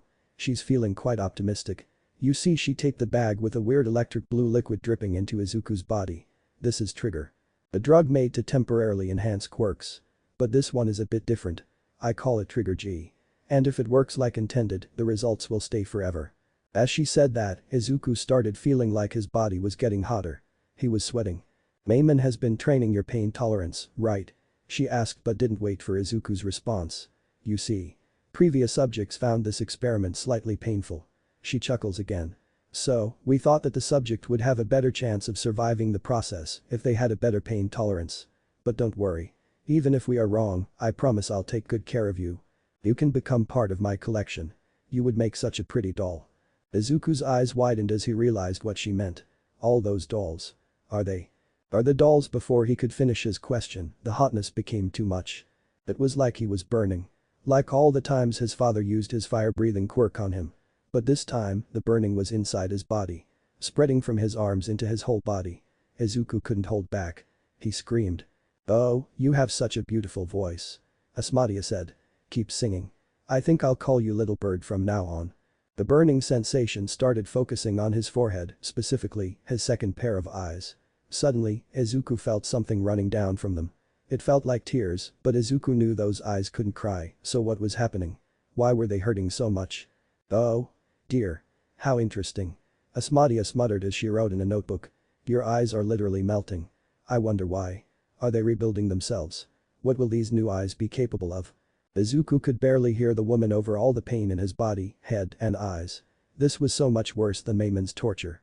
And he couldn't even struggle because of his bindings. Make it stop. Please. Izuku begged between sobs. Calm down, darling. You are so strong, you know. Asmodeus said, patting Izuku's head. Other subjects would be dead already. But not only are you still alive, you're also conscious. That's impressive. Maybe you won't become part of my collection yet. It's a bit of a shame, but I prefer older dolls anyway. Izuku kept screaming as he felt like something was forming on his forehead. But the pain was too much. Izuku felt himself about to pass out due to the pain. This is your limit. Asmodeus said. Well, I still consider this a success. We'll have to do this again some other time. She smiles, and Izuku feels her taking the needles off his arm. It took a while longer for the pain to start diminishing, but as it did, Izuku was hit by a wave of exhaustion. Unable to stay awake, Izuku found himself drifting into sleep. When he woke up again, Izuku was back in his room. The lights were shut, but for some reason, he could see perfectly well. He had to look up at the light bulb to make sure it was really shut. Though, it felt like it was dark and light at the same time. What is happening? Izuku muttered, scratching his head. Then it hit him. His eyes changed. Focusing, Izuku closes only his upper eyes, and the room gets dark. Then he opens them back and closes his lower eyes. He can see everything. His upper eyes have night vision now. And it doesn't look like he can turn it off. Then Izuku notices a small note on the floor. His blood freezes once he reads it. We'll play more soon, sweetheart. Asmodeus. Shouda finds himself facing the library that Hitachi mentioned. According to his son, he finds a boy with curly green hair, 2 pairs of eyes, and spider legs bent over his back. Although there is a chance that it is just a coincidence, Spider Brat has such a unique quirk that Shouda doubts that this is, in fact, the case. Without too much hesitation, Shouda enters the library, instantly bumping into a lady of about 50 with grey hair. This lady has a presence that could rival Chio, which obviously means that Shouda will not risk ignoring her. Thus, he ends up forced to make a library card despite the fact that he will probably never come back here. It's not that he doesn't like to read, but he doesn't have much free time for it. No fighting in the library. The woman says. And no arresting either, Mr. Hero. If you find something, take it outside. Shouda finds himself nodding stiffly at her words. He has no intention of starting a fight or making an arrest, and this is just one more reason for that. Walking inside, Shouta finds rows upon rows of bookshelves, as expected from a library. There are a few people there reading and chatting in low tones, but they don't interest Shouta. He's here after one specific person. And it doesn't take long to find him. In a corner of the library, engrossed in a book, is a kid with very familiar metallic spider legs folded on his back. In this illuminated environment, instead of the rooftops of the city at night, Shouta is able to get a good view of the boy. The boy has dark green hair poking from under the beanie he's wearing, and his face mask is down, giving Shouta a view for the first time of the boy's full face. He didn't know he had freckles, but it really suits him. His appearance is a bit worrying. Specifically, the very clear eye bags under his eyes show that he hasn't been sleeping well. There's also his body. The boy is wearing a t-shirt and basketball shorts instead of the hoodie and jeans Shouta is used to seeing the boy wearing. This gives Shouta a clear view of the boy's arms and all the scars littering it. Besides that, another thing is very clear. The boy is skin and bones. No teenager should be so thin. Which makes Shouta wonder. He has seen the boy carry and throw adults 3 times his size. He also saw him break noses, arms, and even a skull with his punches. But the boys don't have any muscle mass. How can he be so strong? Well, that's not the time to ponder about that. Very carefully, Shouta approaches the boy. Knowing his tendency to lash out when he's scared, Shouta stops just out of the boy's range. He catches a glance at the physics book the boy is reading. He's pretty sure it's a high school book. Shouta feels slightly guilty about interrupting the boy's studies, but this can't wait. "Spider brat," Shouta calls softly. The boy immediately stiffens, and as expected, one of the spider legs lashes out and tries to attack him. But being outside his reach, the spear-like limb stopped a few inches from his face. He always aims for the eyes. Shouta observes. The boy raises his eyes from the book slowly. His upper eyes are closed, but his lower eyes are wide open. Shouta can't see the fear rolling out of the boy in waves. His eyes scan the entire library in search of both enemies and escape routes. "Eraserhead," the boy says, obviously trying to sound casual.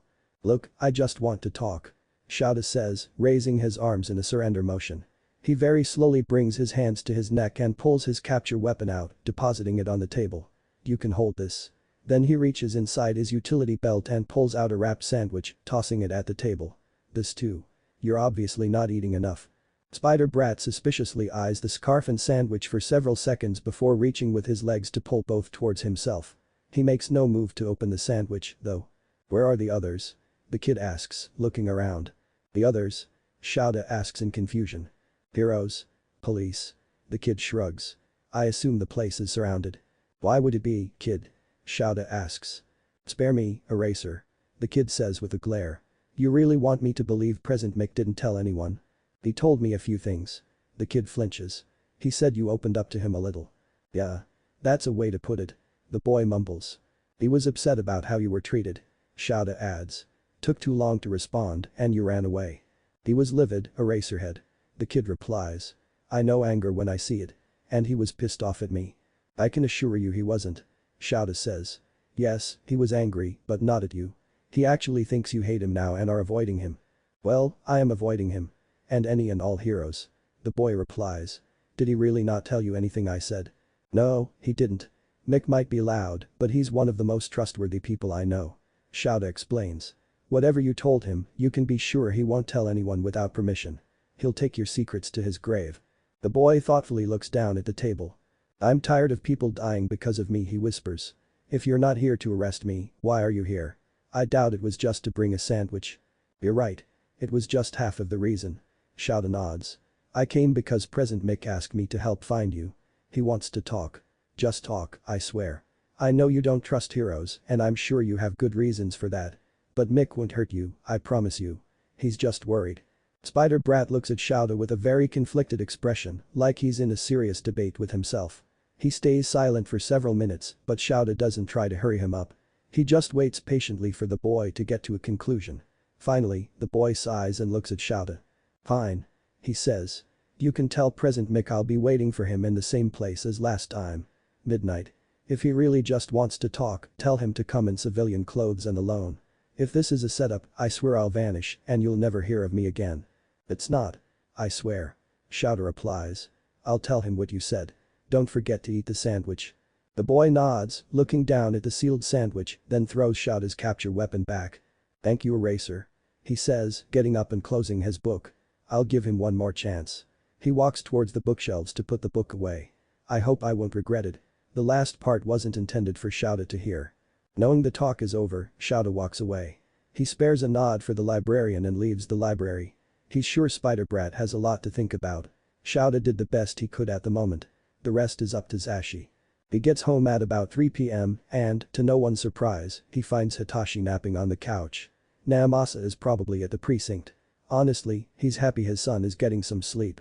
This boy has one of the worst cases of chronic insomnia Shouta has ever heard of, and no matter what they try, nothing seems to help.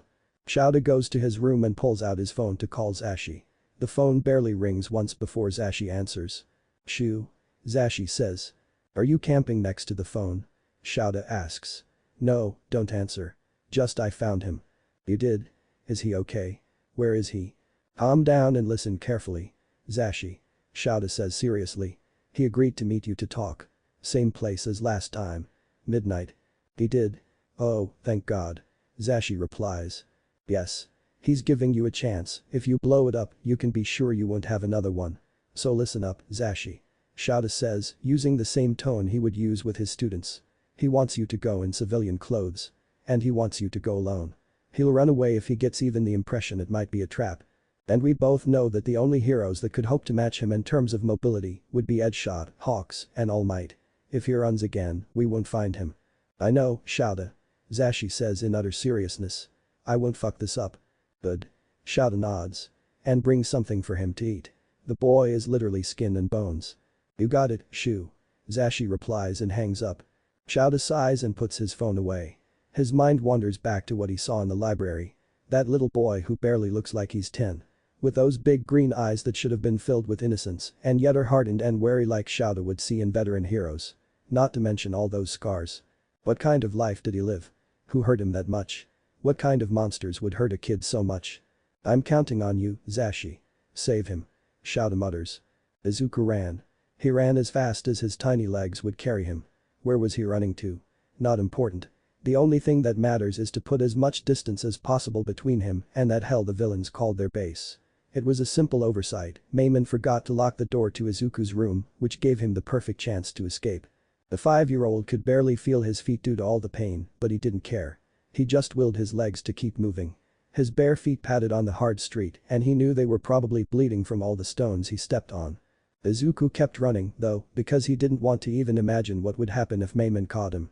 Fear was the only thing keeping him going. So he kept moving, running, and running more. Until he bumped into something and fell on his butt. Looking up, Izuku saw a very tall man wearing some kind of hood up. It made him look like a cobra staring at him. Izuku couldn't make much of this person, but he could see a forked tongue poking out of his mouth every once in a while. "Hello, kid. Are you lost?" the guy asked in a gentle tone. "Are you a hero?" Izuku asked. "Yes. I'm a hero. You can call me Cobra," he said. Izuku almost started crying. He found a hero. A hero can help him.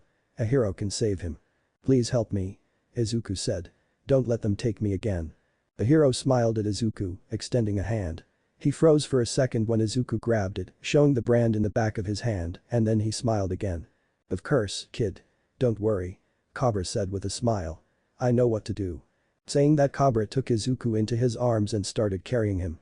Izuku was so tired that he could barely keep awake. He couldn't see where the hero was carrying him or how long they walked. But it was okay. The hero would keep him safe, right? "Oh, you found him." Izuku stiffened once he heard the familiar voice. "Yup. You should keep a better eye on your things." The hero replied in a cold tone. "I expect compensation for that." Yeah. I know." Mayman said. "Give him here." Izuku felt himself being passed to Mayman and he looked at the hero with a betrayed expression. The hero just looked at him with a cold expression. "Oh, don't give me that look, boy," Cobra said. "You really thought I would cross the 9 circles of hell? Dealing with them is much better." He smirked at Izuku. "Nothing personal, kid. It's just business. Give my regards to Lilith," he said with a wave, then walked away. Once the hero was out of view, Mayman turned away and started talking. "You really thought you could escape?" Mayman asked. "You're mine, kid. And I don't let my things go, you know." He chuckled. "Though, I have to commend you. You did a good job with this escape. If only you hadn't been dumb enough to ask a hero for help, maybe it would have taken us a few days to find you. But heroes are supposed to save you? To protect you?" Mayman laughed. "How precious." Heroes are just glorified celebrities who punch petty criminals. They won't cross us. Most of them either fear us or we pay them to look to the other side. The ones dumb enough to cross us. He looks at Izuku and grins. They all end up 6 feet under. You'll never escape us, kid. Mayman brought Izuku back to the facility, but he didn't lock Izuku back in his room. Instead, he took Izuku to another room, this one smelling heavily like blood. The walls and floor were full of dried blood. He dropped Izuku there and left. A few minutes later, he returned with another man in tow. A tall man with glinting metallic teeth. He looked at Izuku with a scary grin. "So, I can have my fun with him?" the man asked. "Yup, he's all yours, Beelzebub," Mayman replied. "Just get him to Asmodeus once you're finished. And no permanent damage, we still need him." "Fine, I can work with that," Beelzebub said, walking to Izuku. "So, I heard a naughty boy needs to be punished," he said just as Izuku heard the door closing. "Well, I love naughty boys." The man grabbed Izuku's and bit his upper arm, tearing a chunk. Izuku immediately starts screaming and the man munches it. "And that's the first time I taste someone your age," the man says. "Teenagers taste better, but you're not bad." He grins, showing Izuku his bloody teeth. "Well, we are only getting started, boy. I hope you're ready." For the next hour. The only sounds that could be heard were Izuku's screams and cries. By the end of it, he could barely keep himself conscious. The next time he woke up, he was back in his room covered in bandages. Mayman was there, smiling at him. "This is what happens when you try to escape," he said, patting Izuku's head. "Don't try again and we won't have to do this again. You just have to be a good boy." Izuku nodded at Mayman and the man left the room. Izuku curled and started sobbing. He only got to take off the bandages weeks later and when he did, he realized he was covered in scars. Most of them were bite marks. Even to this day, 8 years later, Izuku still has a horrible gash scar on his right upper arm. The exact place where Beelzebub tore a chunk of his arm. This mark is a forever reminder of the first time he was betrayed by a hero. If only it was the only time. Honestly, Izuku is very tired of having all those nightmares about his past. And yet, he's sure they won't stop anytime soon. Glancing at the clock, Izuku realizes it's already past 11 p.m., which means he has to meet with President Mick soon. As the time gets nearer, Izuku can't help his nervousness about the prospect. Can he really believe that President Mick doesn't want to arrest him? In the 2 years he has been talking with Eraserhead, the underground hero never lied to him. The man might have bent the truth or hidden things a few times, but never outright lied to Izuku. That's the only reason he's giving the benefit of the doubt. This doesn't make the prospect any less scary, though. But Izuku isn't a coward, yes, he is, so he puts on his red hoodie, jeans, and mask and leaves. If he ends up meeting and beating up some criminals along the way, well, it's a good stress reliever and he missed patrolling. Izuku arrives about 20 minutes earlier and to his surprise, President Mick is already on the rooftop. Like Izuku asked, he's wearing civilian clothes, with his hair down and without his directional speakers. He has a small bag next to him and is looking around nervously, glancing at the clock on his wrist every few seconds. What is he waiting for? Maybe backup. Other heroes here to arrest Izuku. Izuku, thankful for his night vision, crawls toward the edge of the building and looks around, trying to identify any kind of suspicious movement around. He even checks other nearby buildings for heroes or even police officers positioned. He casts a critical eye at the people walking the streets, but it really seems like they are really just civilians walking around. When he looks back at President Mick, the man is giving a heavy sigh. He gets up and looks around once more. His expression looks sad. Why is he sad?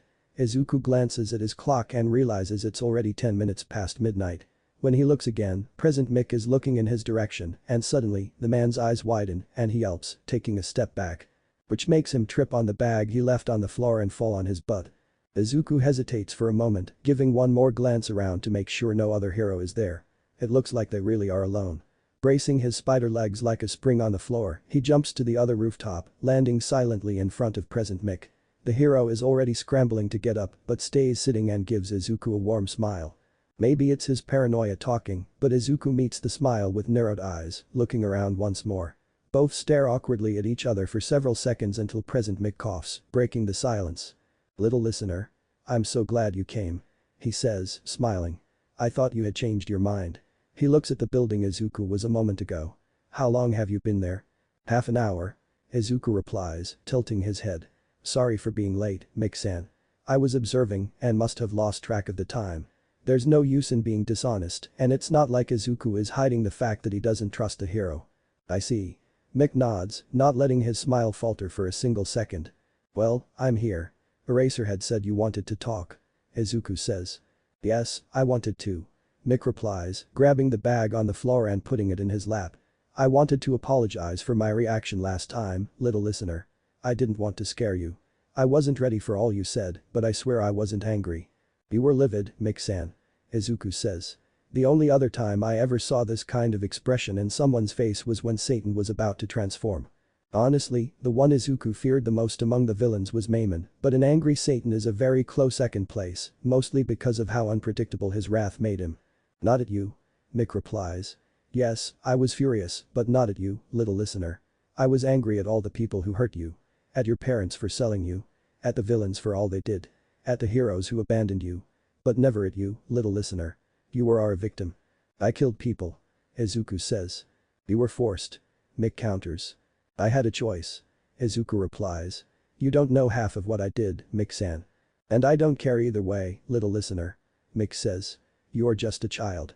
You shouldn't be held accountable for what some horrible people made you do. Izuku gives him a nod, still unconvinced. After all, he's sure the man would change his mind if he heard everything Izuku did. Izuku is sure he's beyond forgiveness. If you say so. Izuku says instead. Present Mick keeps smiling and reaches into the bag, pulling first a lunchbox, then a blue square plush spider with pixelated red eyes and black stripes in the legs.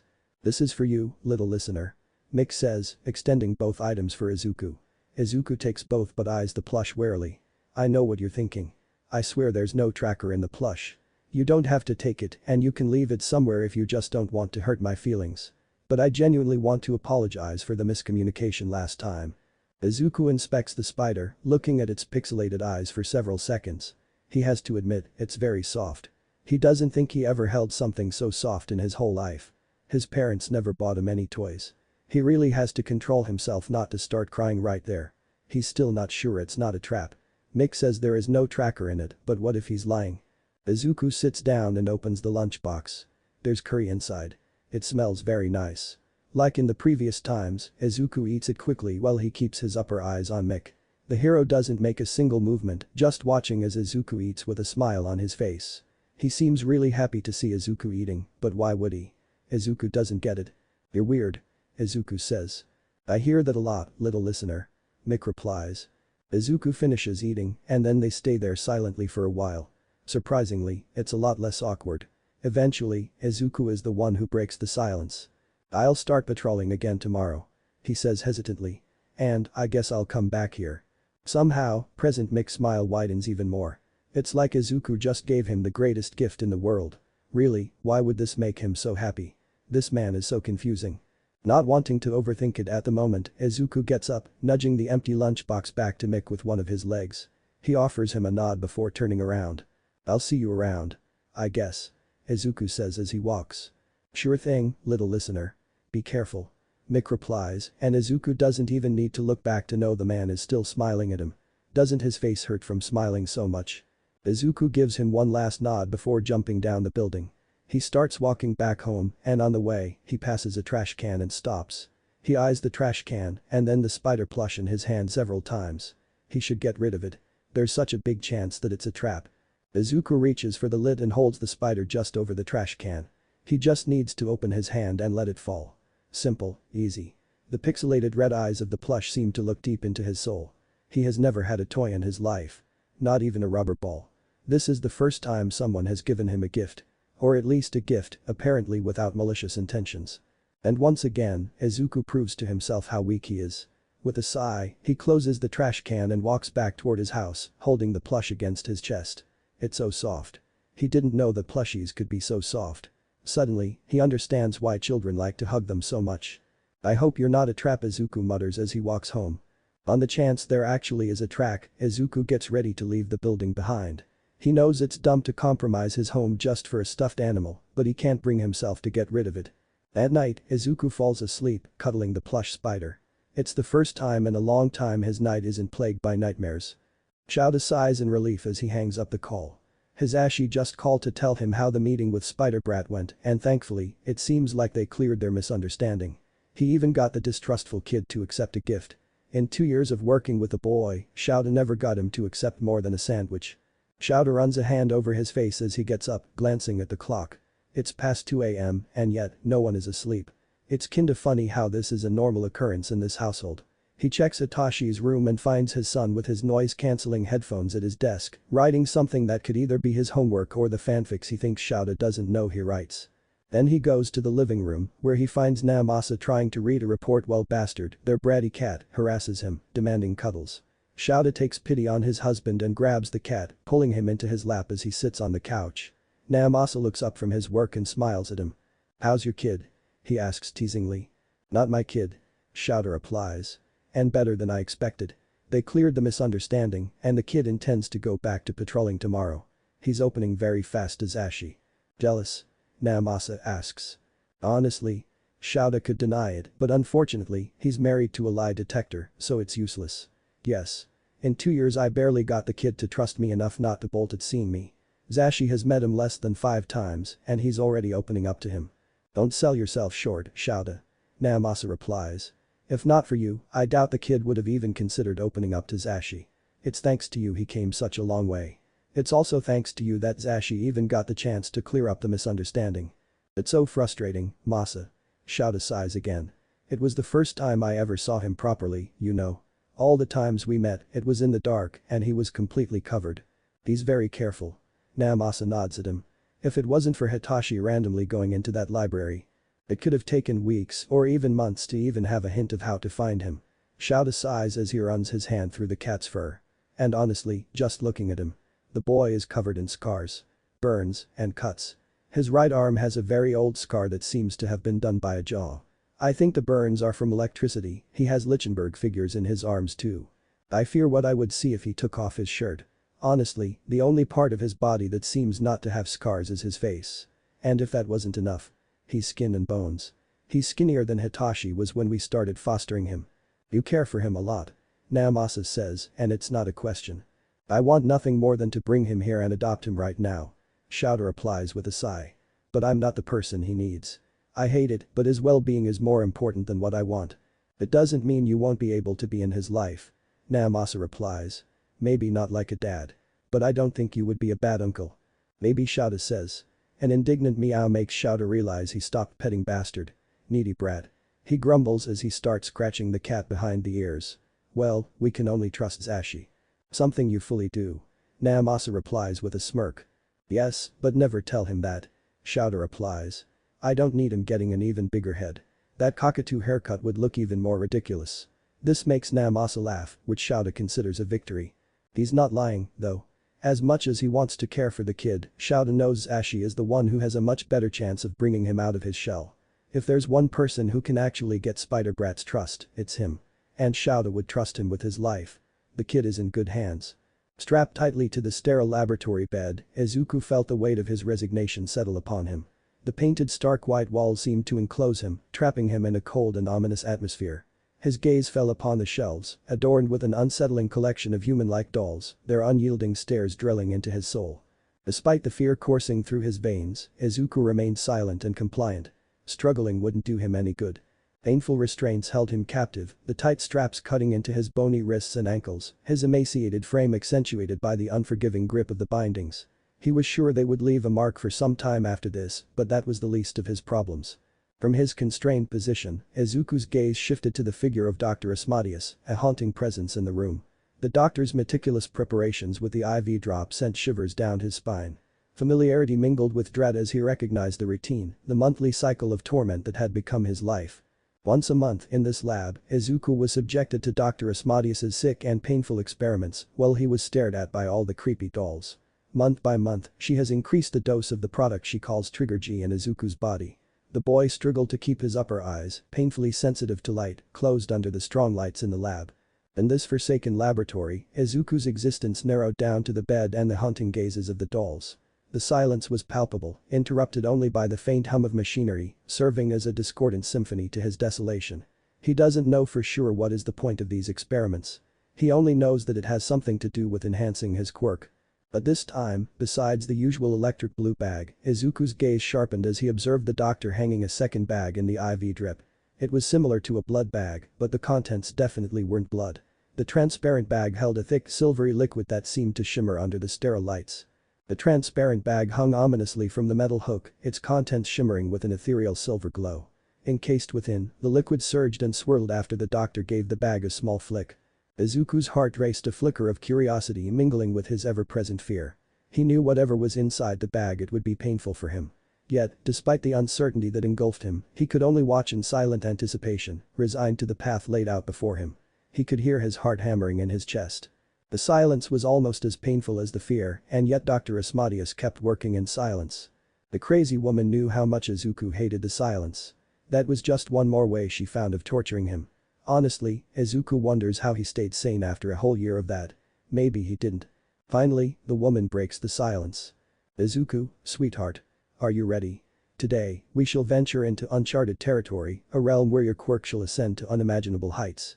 Dr. Asmodeus leaned closer to Izuku, her voice dripping with a disturbing sensuality.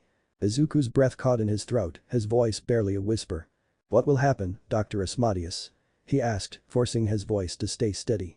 He knew he wasn't fooling her, but refused to show his fear. A twisted smile played upon the doctor's lips as she caressed Izuku's cheek with a gloved hand. "I'm so glad you asked, my dear. Liquid mercury, or quicksilver as it is popularly called, coursing through your veins alongside my wonderful trigger G. This combination shall unveil the untapped potential within you," she excitedly announced. Trepidation gripped Izuku's heart, but he still refused to give her the satisfaction of seeing his fear. "And? What if something goes wrong? What if it's too much for me to handle?" he asked. Though he already knew her answer. Asmodeus chuckled softly, her voice sending a chill down Izuku's spine. "Oh, my sweet child, the risks are but part of the thrill," she said, running a hand through Izuku's curls. "But you have no need to fear. If it is indeed too much for you, I can assure you that you will be immortalized as part of my beautiful collection." The doctor gestured around to the creepy dolls staring deep into Izuku's soul. The boy's breath hitched at the reminder that all those dolls were once human like him. And this could be his fate as well if this experiment failed. And yet, there was nothing he could do against it. Izuku's heart pounded in his chest, a mix of fear and reluctant acceptance coursing through his veins. He resignedly nodded. "Let's get this over with," he said. Asmodeus's eyes gleamed with a twisted satisfaction as she reached for the IV drip, her voice lowering to a whisper. "Prepare yourself, Izuku. Today, we shall unlock the hidden potential within you, and the world shall tremble at your newfound power." She patted Izuku's head. As Dr. Asmodeus hooked the IV drip onto Izuku's trembling arms, the moment of truth had arrived.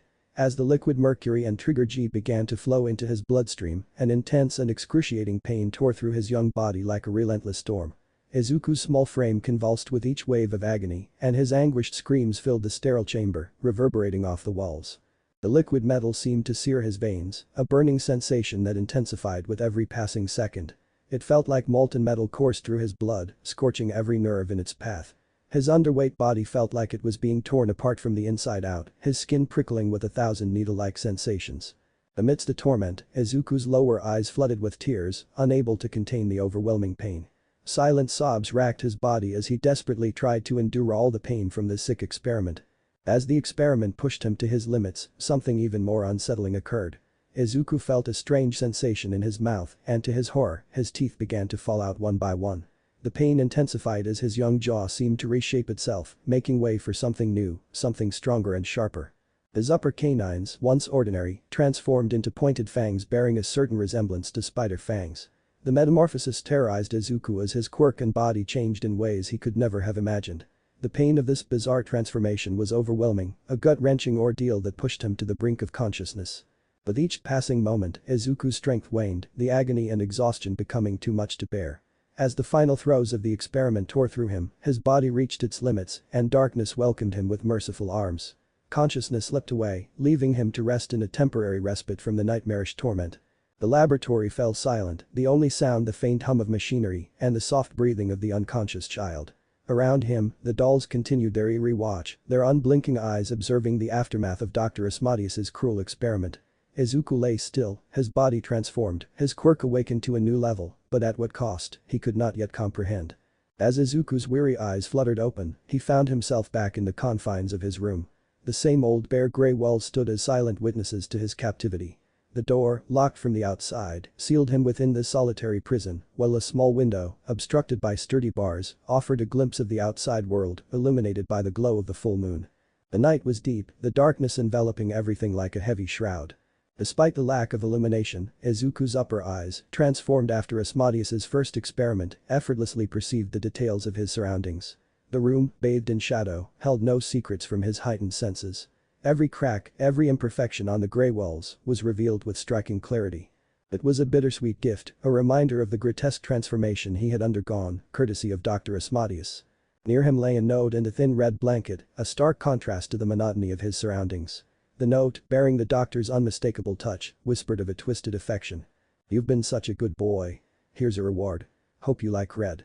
Asmodeus." The word sent a chill down Izuku's spine. He reached out a trembling hand and grasped the note, its texture rough against his fingertips. A mix of emotions welled up within him, gratitude for the temporary respite, confusion at the doctor's twisted acts of kindness, and a haunting sense of unease that gnawed at his core. The thin red blanket laid upon him as a reward he didn't ask for. It offered both physical warmth and a macabre reminder of his entrapment. He knew it was all a trick, but this was the first time he had ever received anything from the villains besides pain. He's not hopeful enough to think maybe things will start getting better. Thinking so would be foolish. And yet, as the moon's ethereal light cast its glow upon the room, Izuku couldn't help but feel a sliver of hope, however feeble it may be. With a mixture of trepidation and determination, he clung to the belief that one day, he would break free from these grey walls. That one day he would escape, or that the heroes would find him. Maybe he is a fool to cling to hope. But without that, what will he have left? Perched atop the rooftop, Izuku gazes out upon the city cloaked in the embrace of night. Like a predator, he surveys the bustling streets below with an intensity beyond his years. His unique ability manifests itself, granting him an extraordinary perception of the world around him. With his upper eyes, he diligently scans the labyrinthine web of life unfolding beneath him, keenly attuned to the smallest details. From a pickpocket to a serial killer, nothing escapes his eyes. Each flicker of movement, each subtle shift in behavior, he sees everything. In the darkness, he becomes the silent observer, the one who uncovers the hidden truths that others overlook. As the night enfolds him, Izuku's eyes remain fixed upon the ever-changing tableau below. His role as an unseen guardian of the city compels him to remain vigilant, ready to spring into action when darkness weaves its tangled web. The night is his domain, and with his extraordinary perception, he stands poised to safeguard its unsuspecting inhabitants.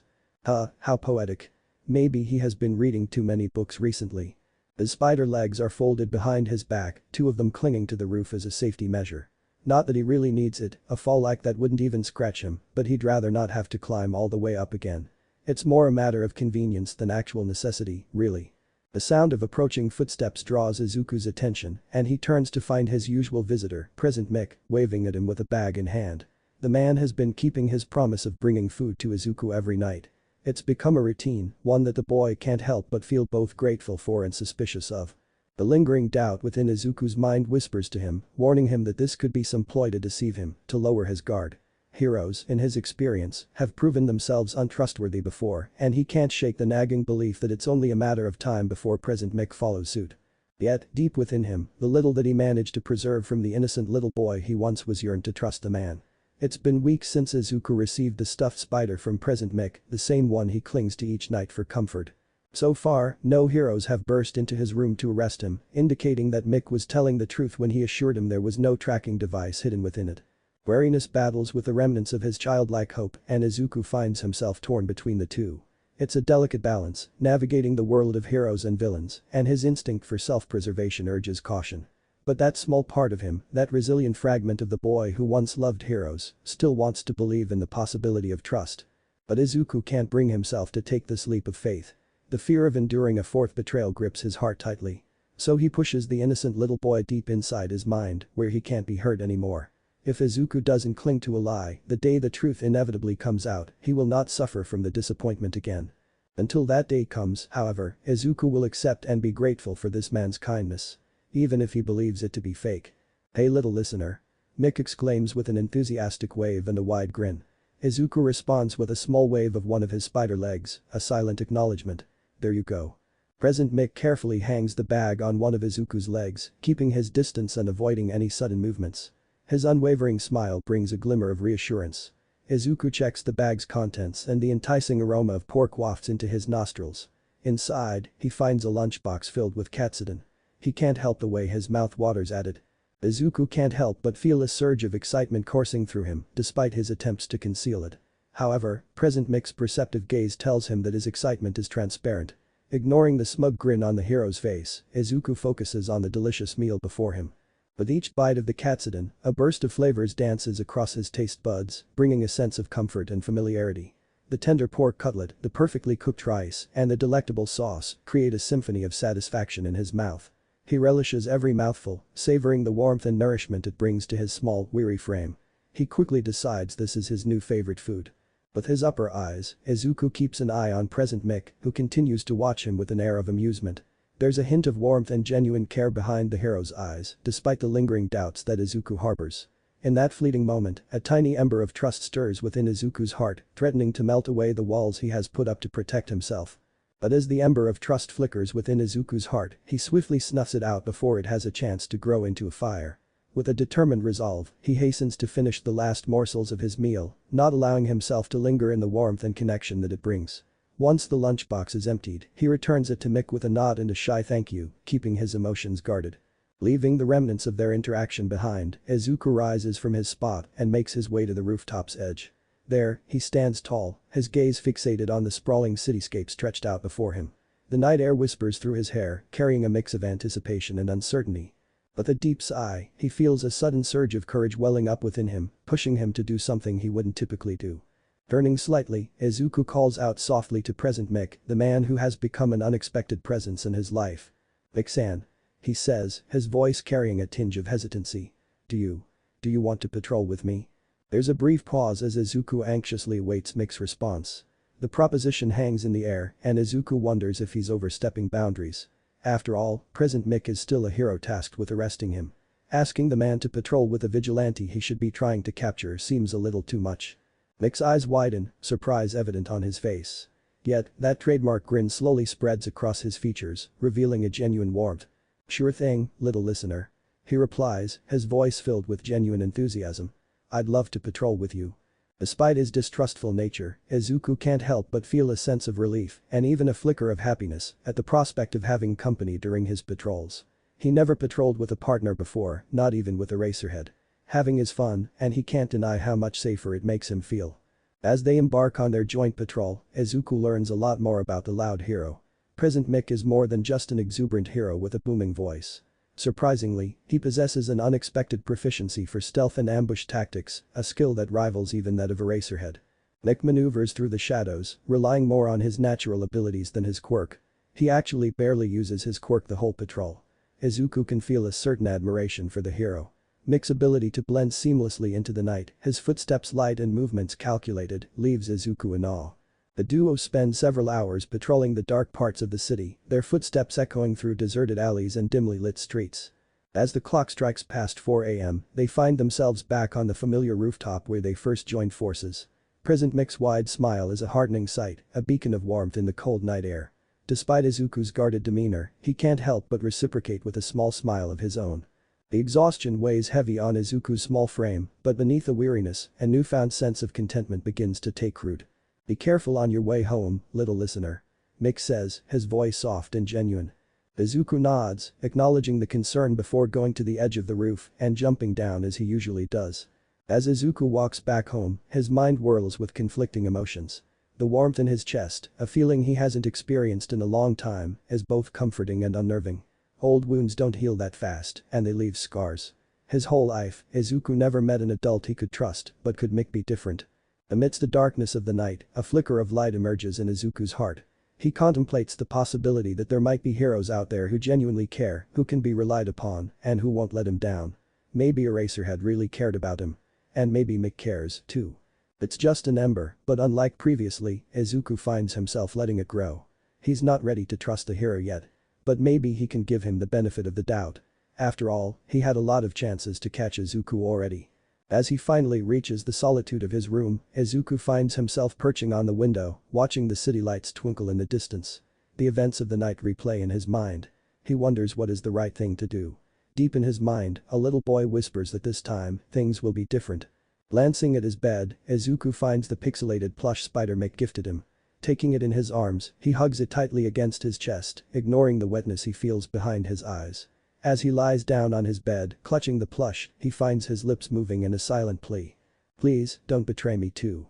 That's it for today guys, hope you enjoyed this, if you did then please make sure to leave a like, share and do check it out author of this fanfic. Take care. Thanks for watching.